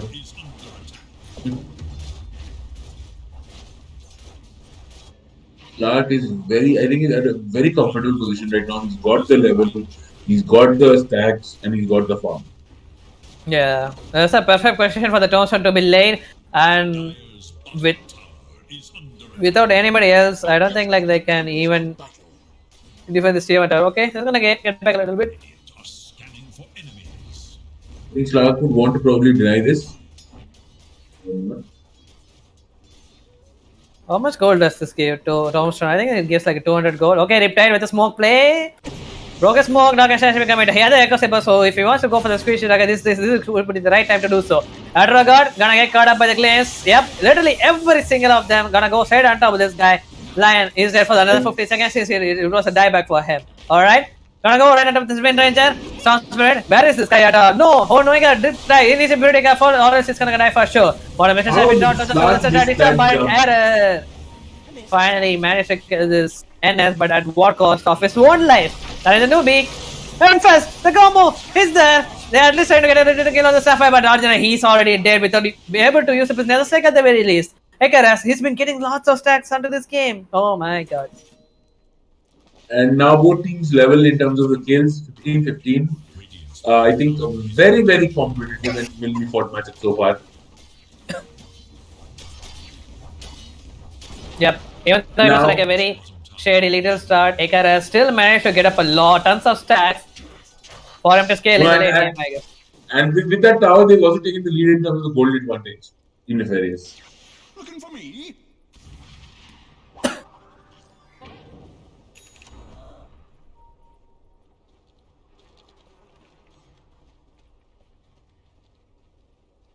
Error. He needs to avoid these unnecessary deaths until he finishes up his PKB. He already died like 3 times so far, but he was doing his job. He was focused fire to try to kill like one of the most important core in a team fight. But he should try to survive.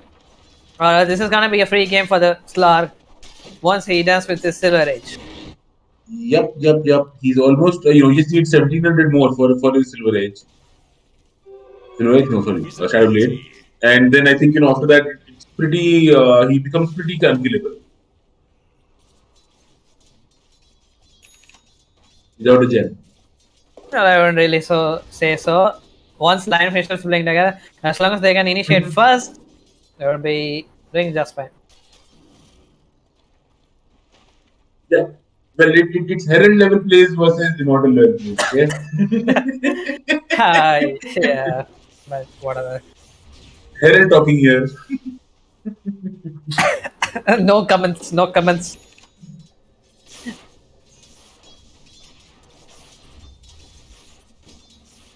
Alright, so 4 months more coming in from the diet team. Don't want to waste off the night time, but Arjun is gonna be the first who's gonna first initiate with the D. Being picked up by the Icarus more. Oh no, Winter there. He's got caught up. Everyone gonna go straight on top of the Sarah and he's gonna lose his life for sure. So does the Lion, I guess. No? Lion? Still serving under this one? Oh, never mind. He's still gonna die. Nice flag by him though. They will also lose the tower, I think, and I think this could possibly be the turning point in the game where Nefarious starts dominating because they got those 2 kills, they got the tower, and now they're looking stronger. Yeah, for the Nefarious, as long as they get this mid tower, they are pretty much unstoppable. I mean, this is a slog, man. Once this guy gets a Shadow Blade, you can just keep running around the jungle, ancient camp, wherever they want. This mid tower is the only thing which means stood them as like a pillar, but now he's gone, so now they need to be pretty careful. Barbarians. Arjunan. Spot of the disruptor instead. Slark gonna go right on top of this tanky target so that he can get a lot of stack from it. Storm Spirit, where did he zip that? I can't even see him. Okay, he's here. He's still at the arcade though.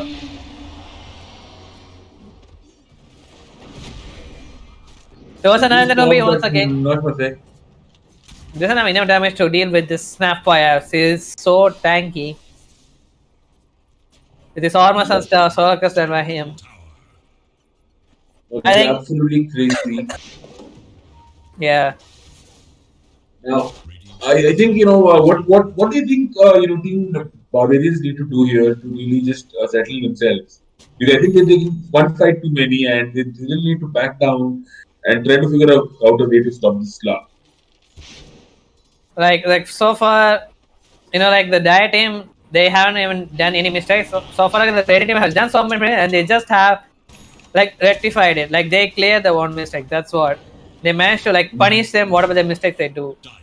And if they can keep doing the same, there will be a time when they can start moving forward and keep hunting these people. And that's when the Reddit they need to be scared. No, I think where they messed up is on the initiate. So I mean, Bara charging in the last fight, right? Bara charging in, and these guys got their Wind Ranger. So the Wind Ranger was left alone. Oh my god. Yep. That's a pretty weird position. They're trying to block out this guy, but this guy may form a modification. And the newbie trying to do a ton of damage, Riptide with the help. Gonna get disrupted to my earth pack. Assault coming with a big zip zap. Going towards everybody. Lion, he's gonna get wrecked as well. Winter is no more for with us. Arjunan is dead. Lysilla trying to man fight everybody. Could this be the RTC time? He's trying to right click out everybody. Got to know he's been completely focused on this option over here, but he's got the Shadow Blade at the last second. Never trust got out of his rage. Has an omelet to work with. Slark, he needs to kill this guy. He's got his silence finally to clean up this life steal as well. It's gonna be 5-man for the Barbarians. It's a wonderful fight. What crazy combos there. I mean that Snapfire initiate, everyone charged onto that Snapfire, and then Storm Spirit and Balna just came in and cleaned them off. Yep, God, he's having a wonderful game. Storm Spirit. I mean, I didn't even think the Slark would have a game after that like superb offlane guy came from the Radiant, but look at this guy now. He's ready to go. He's ready for the hunt. Looking for a target, spotted out the Windrunner who already used his Windrun. But okay, so like, this is pretty weird. Tom, he's supposed to target, he already BKB though. Now, he's gonna get caught up. I guess no, Shaka didn't get connected. He's gonna use the rest of his mana to go for a full zip. But that comes the Bara. This is a little bit of weird situation for the Storm. Kind of a throw. Taxi is here now. Here we go again. Yep. Oh, the shot, Narendra Nubi. Can he survive actually from this one? Yes, we're gonna miss though.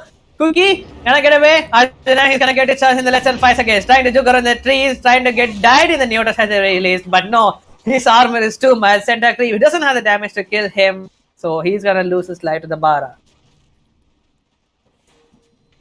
So I think this is more of what Team Barbarians need, where they just pick out their players, and don't engage in major team fights. Because overall they are much stronger right now. Barbarians are higher on the gold lead. They are stronger with the Slark stats, right? Yeah. And they've been scratching on the theater tower at the bottom. Nice again, got caught up with the charge. Is there any more change sons? Yep, Lang, I get caught up the Slark. And Slark made sure to finish this guy. This since he's gonna be the winner, annoying guy. Oh, winner, eh? It seemed like he couldn't even do anything, but this he's gonna lose his side just like that. But Slark, this is gonna be the dead after a long time for him. Arjuna still saying super going on the backline. But then some more excuses. Never trust. He should do something with the infest. Oh, of course, finally managed to survive that somehow.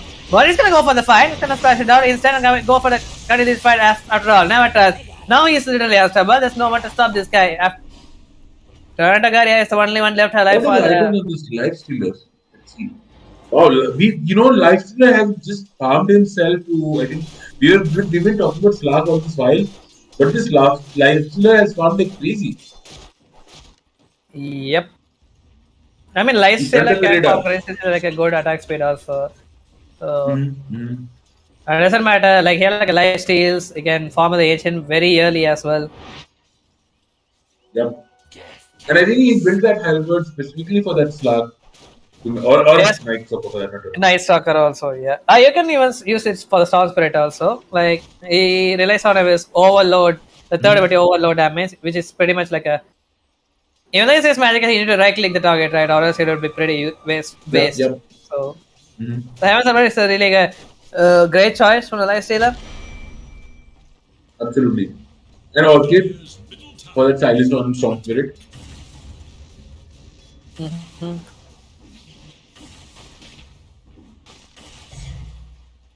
See the smoke being popped? Yeah. They will be looking to gank here.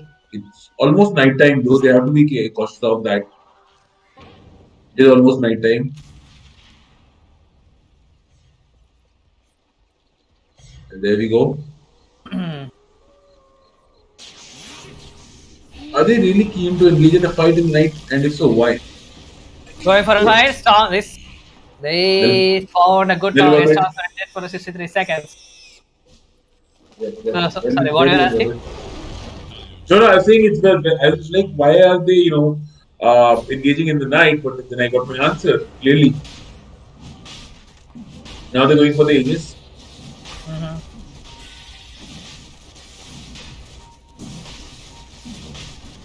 Yeah. Oh, nice Saga. Gonna use it with Dark Ascension and go for looking for a snatch at the very lazy. He does have a bit of vision. Can I make it way to use so? No, error. Gets it done. Going for a good for fight.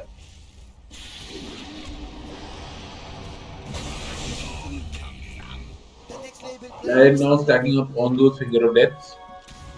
What 4 so far? So going for more. Tiger shot right on top of the Snapfire.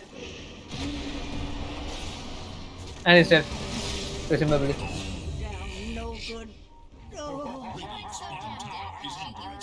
And Windranger has the Aegis, so let's see what she can make of that Aegis. I mean, after a bad start, well, they finally got what they need to do. Again. Yeah. This means another 200 gold for another again. So stop. Once again, gonna get caught up. There comes a Yes Pack coming from the Yatra guard. And oh my god, it's pretty bad for a Storm. He just now respawned. He's gonna lose his life just like that, without anything to contribute. Should have waited for his team. Hashtag feels bad man for Storm. Yikes! The Barbarians. Even though it felt like a good game for both the teams, it maybe like it went like equally. Yep, I mean, for Team Nefarious. They snapped up. Okay, guys, enough is enough. They are over the mistakes and they want to get this tier 3 tower sieging out the mid. Gonna above the glyph for now. Clark is done with that Silver Edge, but yeah, let's see.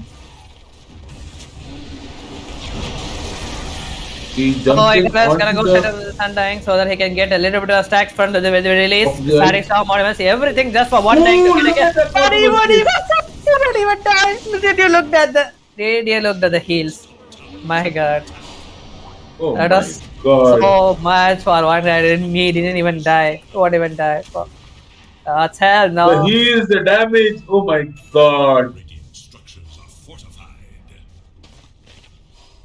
Actually, also done with his. Oh, Pipsy, what's up? My bad. My friend, is he gonna answer it? Oh, yep. Yeah, the vision. You surely gonna die now, my friend. That's what they say. Finally, they're gonna get out from this mess. I think like the Night Saga, he kind of becoming more like a core for them. So he'll do his best to kill like a one full hero all by himself. That's the guy. That's the kind of item he's making right now. He's kid for a basher. Made with a Slark, finished up a Silver Age, kid for a BKB. You need to be pretty careful about the hex every time. Yep.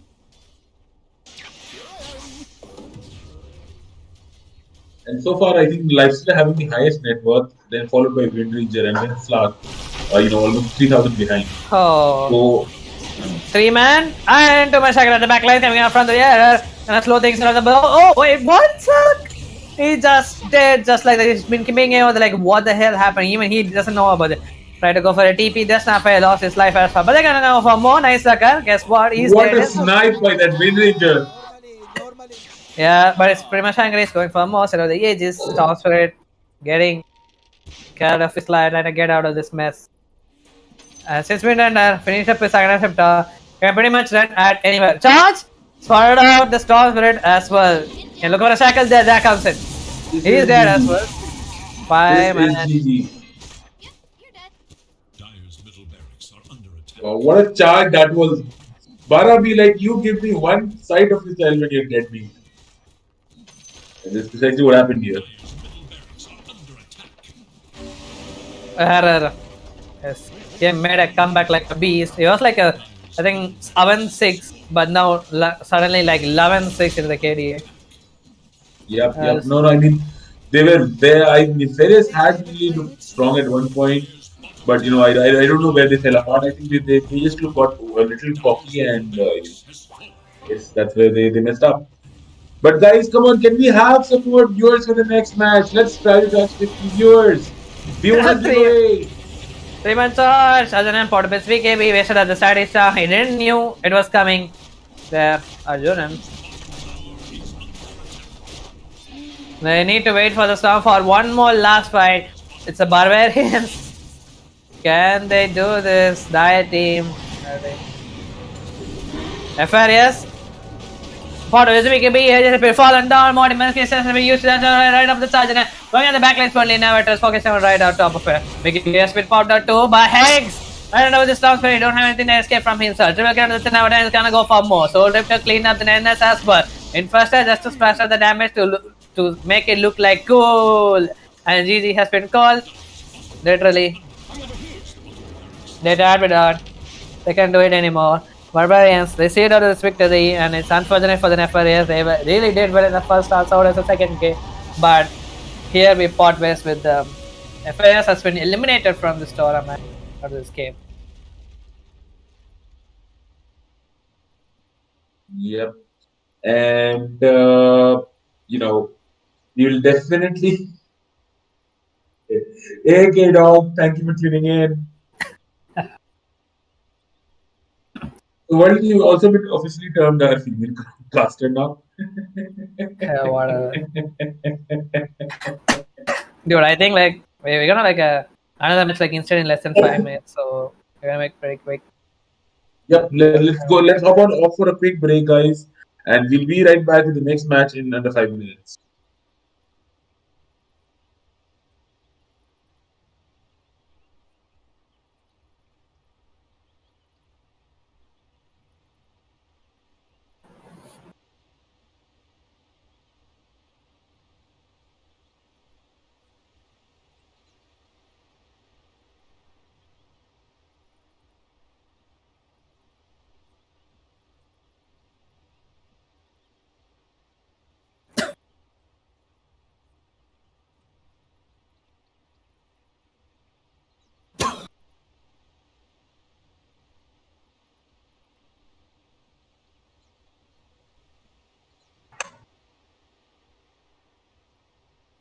You're off.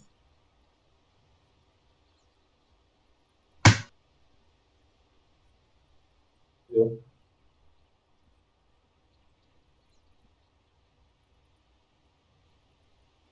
And now,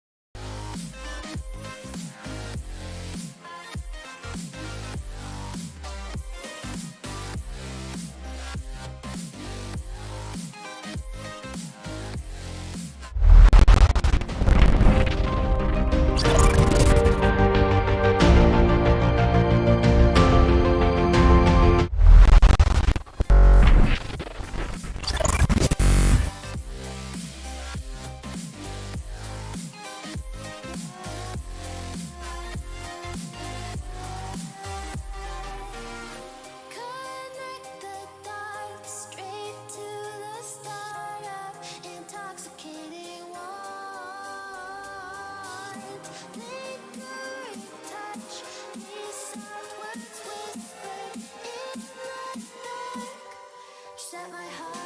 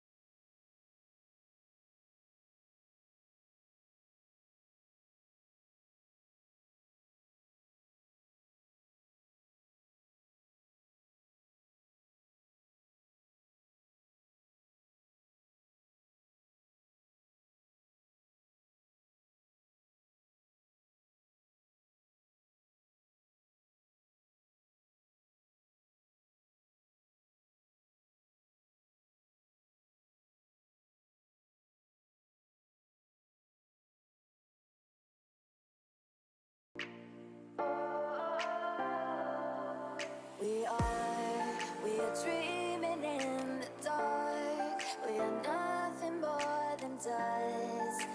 Search but you stay lost. We are reaching for the stars, but we're making this too hard. And I wonder where you are. Mysterious, that's the part you always show. 'Cause you're too curious. Maybe you should take it slow. Mysterious, that's the part I'm starting it. Okay. Neo. Yo.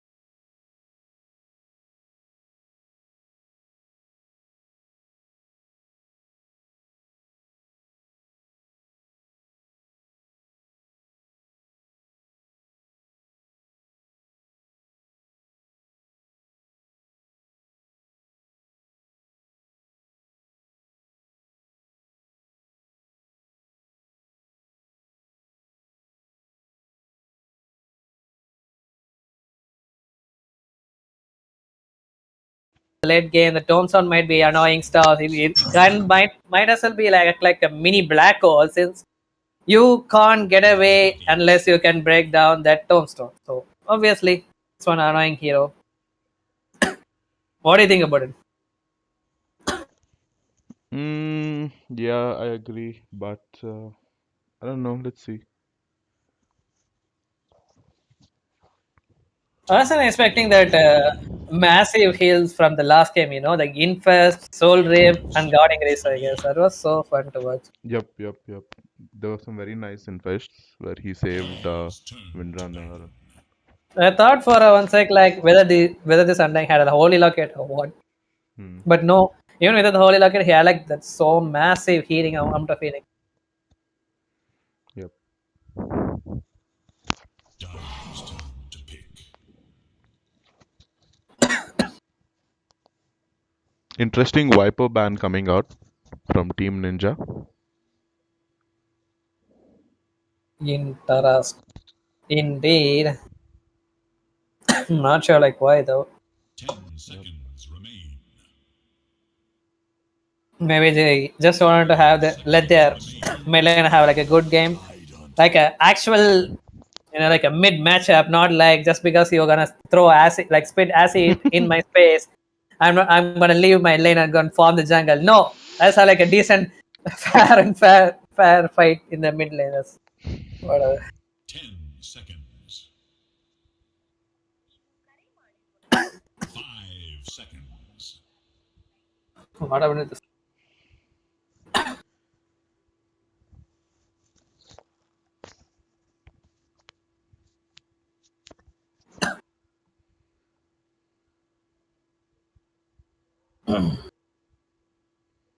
Alright, so no secret, haven't wasted up any much of a research time so far. But the ninja, the top rank immortal players, they are actually thinking of a little bit.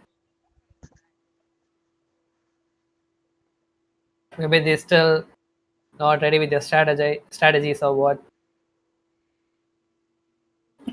I mean, like so far it's pretty confusing, right? Like the Rubik the Tide Hunter, it was fine. It's like a damage reduction lane, but Dazzle, just because they picked up a Dazzle, or they're gonna go for like a cheese, like a Husker. Like at this point, like Husker is a really good pick for the no secret if they know to play that hero.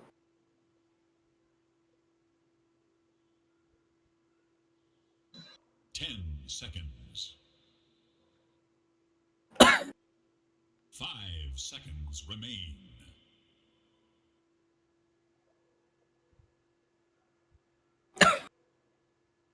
Well, since the Ember Spirit has been picked up right now,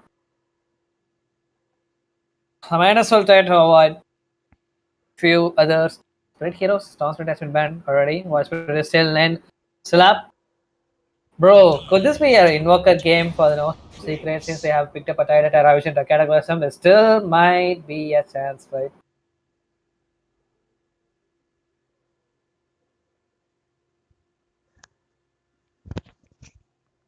Hey Varun, sorry, I'm back. Yeah, I'm back. I got a phone to take that. Yeah, it's fine. Okay. So yeah, whoa, this is Klink's pick. Wow. Yeah. I was expecting for an Invoker pick from the Nausicaa since they revealed a Tyrant nearby. And or as well like a Husker, like at this point the Husker might have a little bit of free game. Or no, I don't know. Like I haven't seen like Husker like against a Snapfire, Ember and all. Maybe the laning matchup would be really nice. I mean they need to do something with this Dazzle, right? Any combo.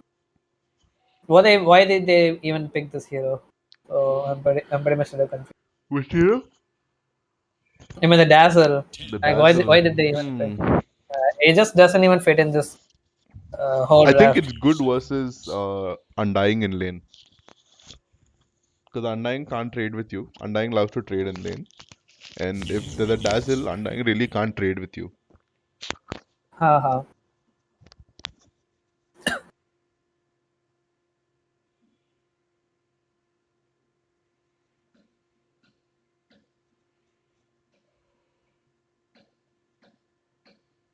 There's lots of Chinese names from the Ninja's team, but I think no most. I know all of them. I guess. One sec. Pull those.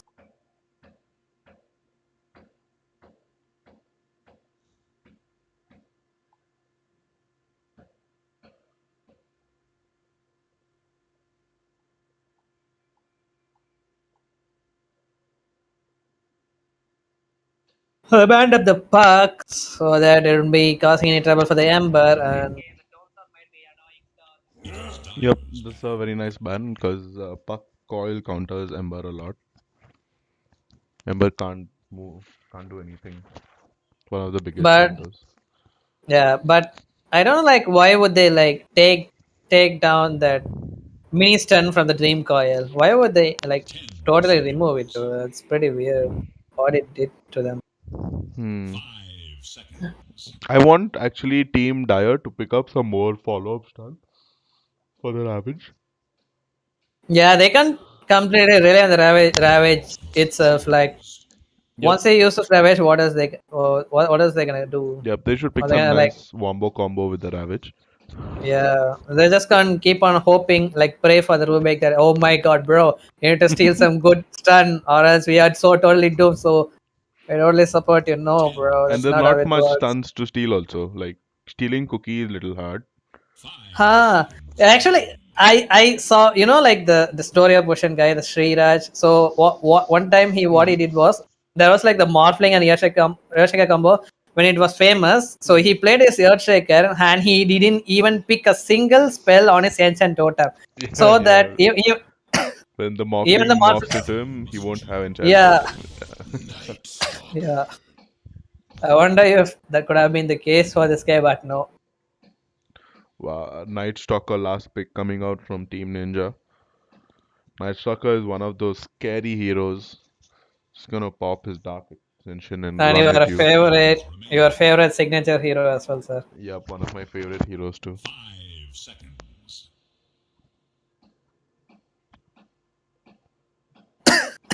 So actually, when I started Dota, there were like two push-in for heroes I was actually playing that time. One was the Kunka, and another one was Night Stalker. Would you believe? Because those times his first ability Void, it doesn't matter whether it's night or daytime, it will deal the same amount of damage and same amount of slow. So it was pretty easy to give this hero an Orb of Venom and he can just keep running around the map. Well, our beloved OG, they tried with the Saksha push-in for Night Stalker. The kind of messed up though. But I don't know. I do like the idea behind it. Like the theory makes sense, I guess, but the execution is very hard. That's the problem. Yep. Admiral Kunka, your hero. Ouch, Kunka. That's a nice pick actually. Hmm. Kuka Nice is pick. also a little tanky hero in the boat buff, and even it's good follow up to the Ravage, which they were lacking. So overall, I like the Kunka pick.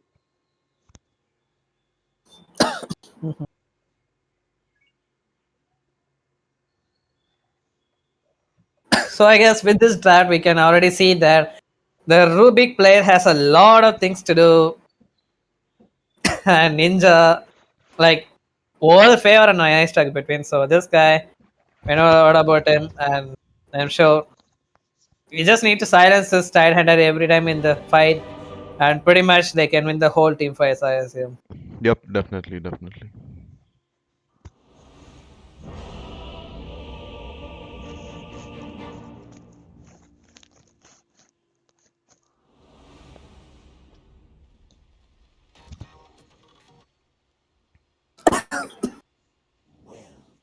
I got my camera controls back.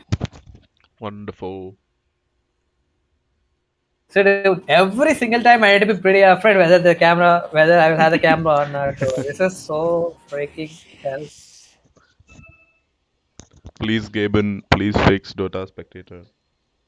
Dude, like in the in-game client we can't like do the casting right, so even they wouldn't even put anything about it in the Reddit or even the Google, like literally nothing, dude, nothing. I don't know what. What are these people even doing?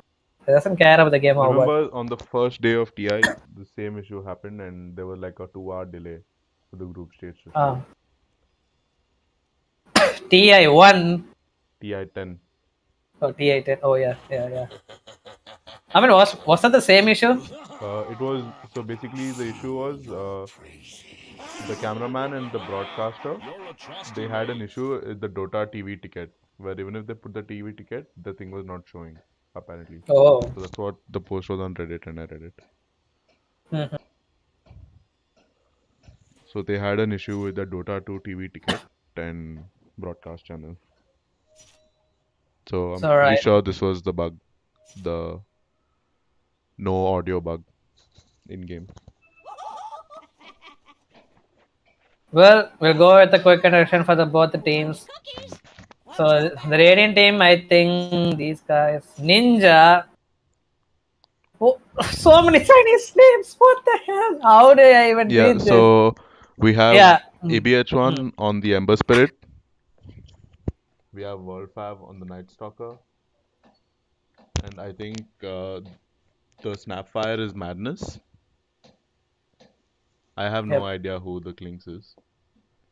It's Comet XGT. Oh yeah, That's it's Comet X. And who is this Undying? Undying. Let me check. Is he like a new guy or what? That's Pashu. Oh, that's Pashu. Okay. Going to a no seeker, the Dia team Patoro Sama is playing on his Rubik. Is this Sayite? Sayite is playing on his Kunka. 27 on a Dazzle, Paradox on a Tide Hunter, and DoTA playing on a Juggernaut.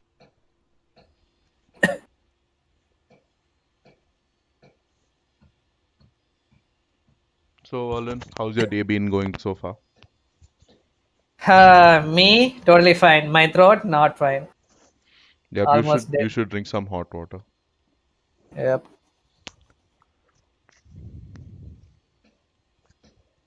So I guess we'll be like doing the rest of the games. This all by ourselves. I've messaged Lama. Let's see what he says. Drop him a message too. Yeah, I did. On what are you messaging him? On what did he reply? Steam? Or WhatsApp?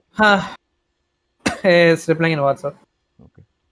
He said he'll text me once the power is back. Alright.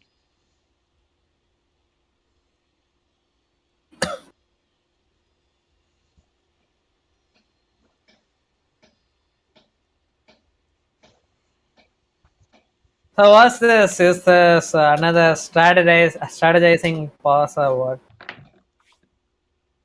Easiest money of my life. Okay, fine. There is him again. The quest for ultimate glory continues.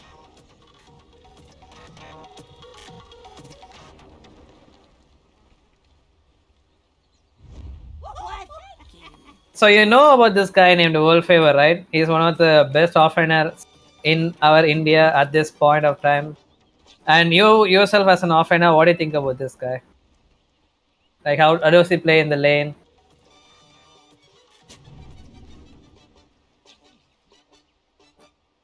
Okay. Okay, never mind. Whatever. Okay, it seems he's been AFK. So Wolfever going at the smoke play. They spotted out 2 people, 3 people. Oh, wait, what? Ambush! Show the back lines. Going right on top of this little big, and there's no way they can escape from this. With the straight up fist. Who is this guy again? Yeah, BH1 gonna draw up the first bird. Best laptop gamer, it seems.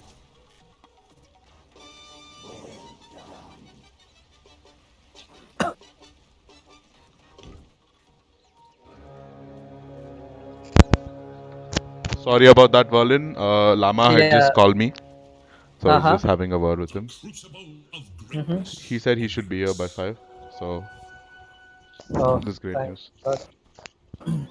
Alright, so what did I miss? There was a first blood. Oh my god. Yep.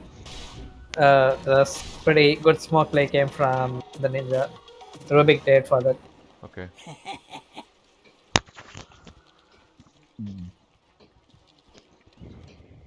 There's gonna be undying 5 after all once again.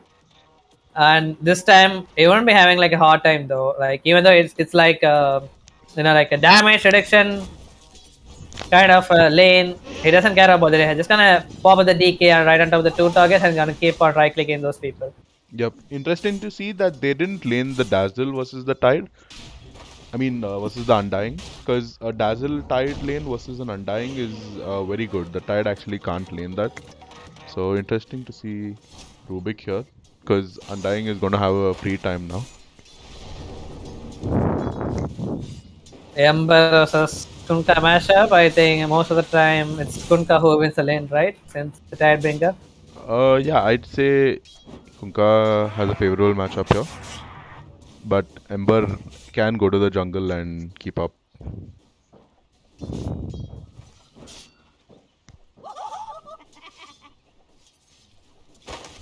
When did this guy finish his bottle? Oh my god. Oh yeah, he's the one who had like actually got the first priority. ABH1, so he easily got the bottle, so he's having a good time already. Oh, Undying. He killed the tyrant all by himself and gonna walk towards this Rubik as well. What the hell is going on? No. Wait, what Rubik? What did he just do, my friend? Katarasama. He has his mango if you want to use it. Yep. Oh no, it was use it. shot. Double kill. Oh, but he's got the DK.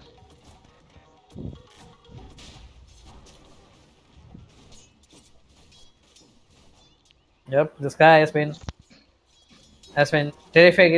terrifyingly scary for this Tide Hunter. Come on, man. Here he goes again. It's so fun to watch this lane. Oh my god. This is some pro Dota shit happening over here, chat. One single Undying has been zoning out the whole Tide Hunter and the Rubik all by himself. Like they've been thinking about one strat, and this Undying has been giving them a one strat. Yep, 2-man DK. They can't do anything about it. Look at Undying. Yep.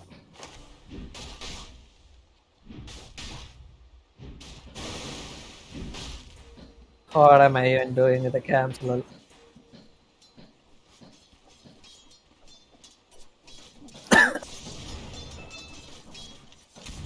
Oh, Snapfire. Wonderful position by him. Snapfire cookie to use it though. World favor at the top. Managed to get a kill on this dash.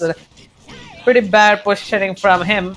They maybe need a lane ward to deal with this guy. I can be quite bad about this. Now Klinks has a very big wave coming in at bot. He's gonna be happy about this. Yeah, Klinks is one of the heroes who won't even miss last hit even under the tower thanks to the help of his sharing arrows. Yep. Even though you have like a less base damage. Oh, mid. What the? Okay, it just. Yeah, I've been seeing like a lot of Ember players actually countering the counters today. We saw like earlier one Ember player, I think it was Mkins who cleaned up the Razor. Should have been a counter for him, but he managed to kill that guy 3 times in a row in the mid lane. And now here we go, ABHN. Giving us the same taste. What's going on at the bottom, man? Oh my god. Pashu cleaning up the. Yep. Pashu is just going ham on this bottom lane. He's having the time of his life. Yeah. I think at this point he would be like, hey Klinks, you're farming right? Buy me a 2 mangoes. I'll get them out of the lane. I think that's what he'd be saying right now.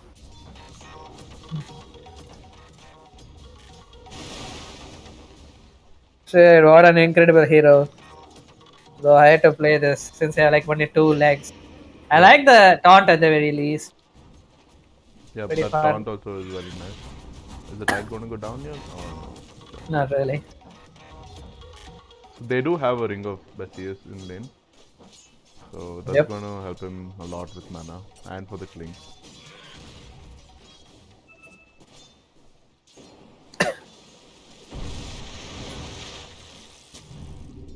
I think some fight went on at the mid. See, like the aviation, he used up like 3 remnants. And Cyanide, he's forced to go back to the base once again.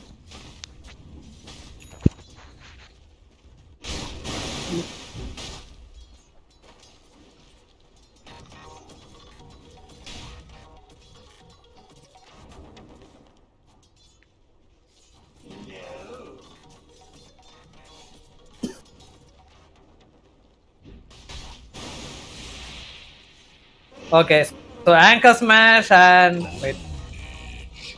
No anchor smash. No, he didn't even get a single anchor smash. Nope.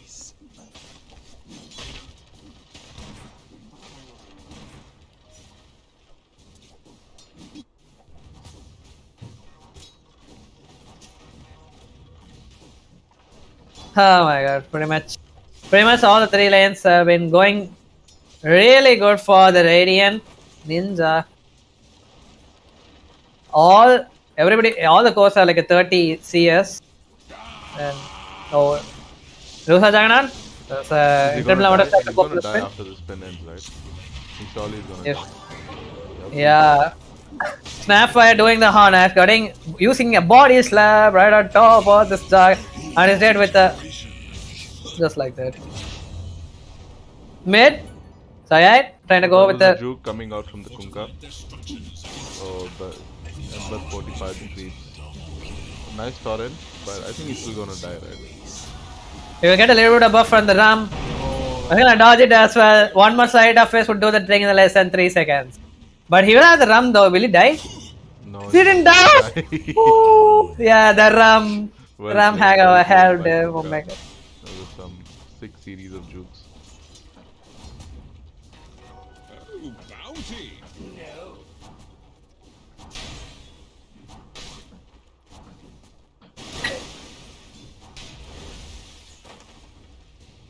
So tired. Still really having a terrible lane. With just only 8 CS onto this guy. He's really having a hard time. 7 minutes milestone for this Link. So who is this guy? Well, guess what? Mid. This time not gonna make that mistake. The best laptop gamer, ABH1. Making sure to get the kill on this one because his boat is under CD. Dude, how this guy even dying? Oh, I had Modimus says at the top. Jug having a hard time. Is it gonna be enough since they. No, it's not. He goes down.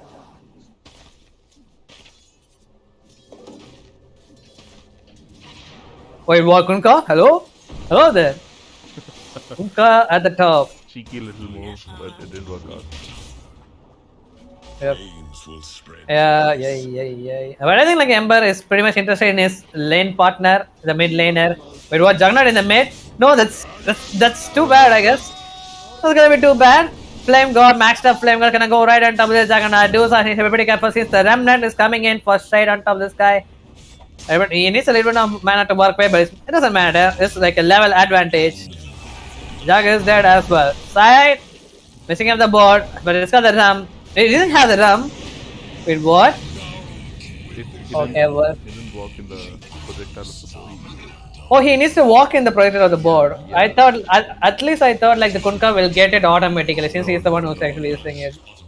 Oh, okay, the fine. board Okay, needs to touch you. You know the board travels, right? It needs to yeah, touch you. yeah. Oh, okay. That's something. GG. Wait, what? GG. This is what? Bro, this could be the fastest game ended ever. Fastest game in the history of Dota. Yep. And even DC'd. Like. Well, at this point, I don't know.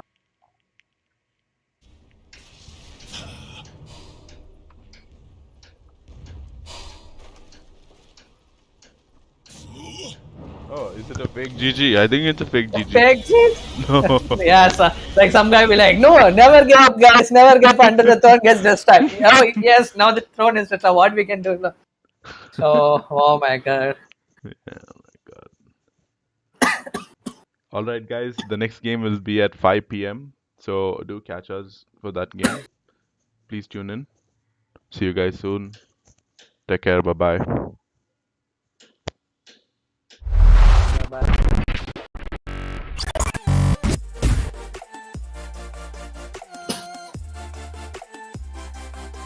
We're dreaming in the dark. We are nothing more than dust. We're reaching for the stars. We're making this too hard. And I wonder where you are.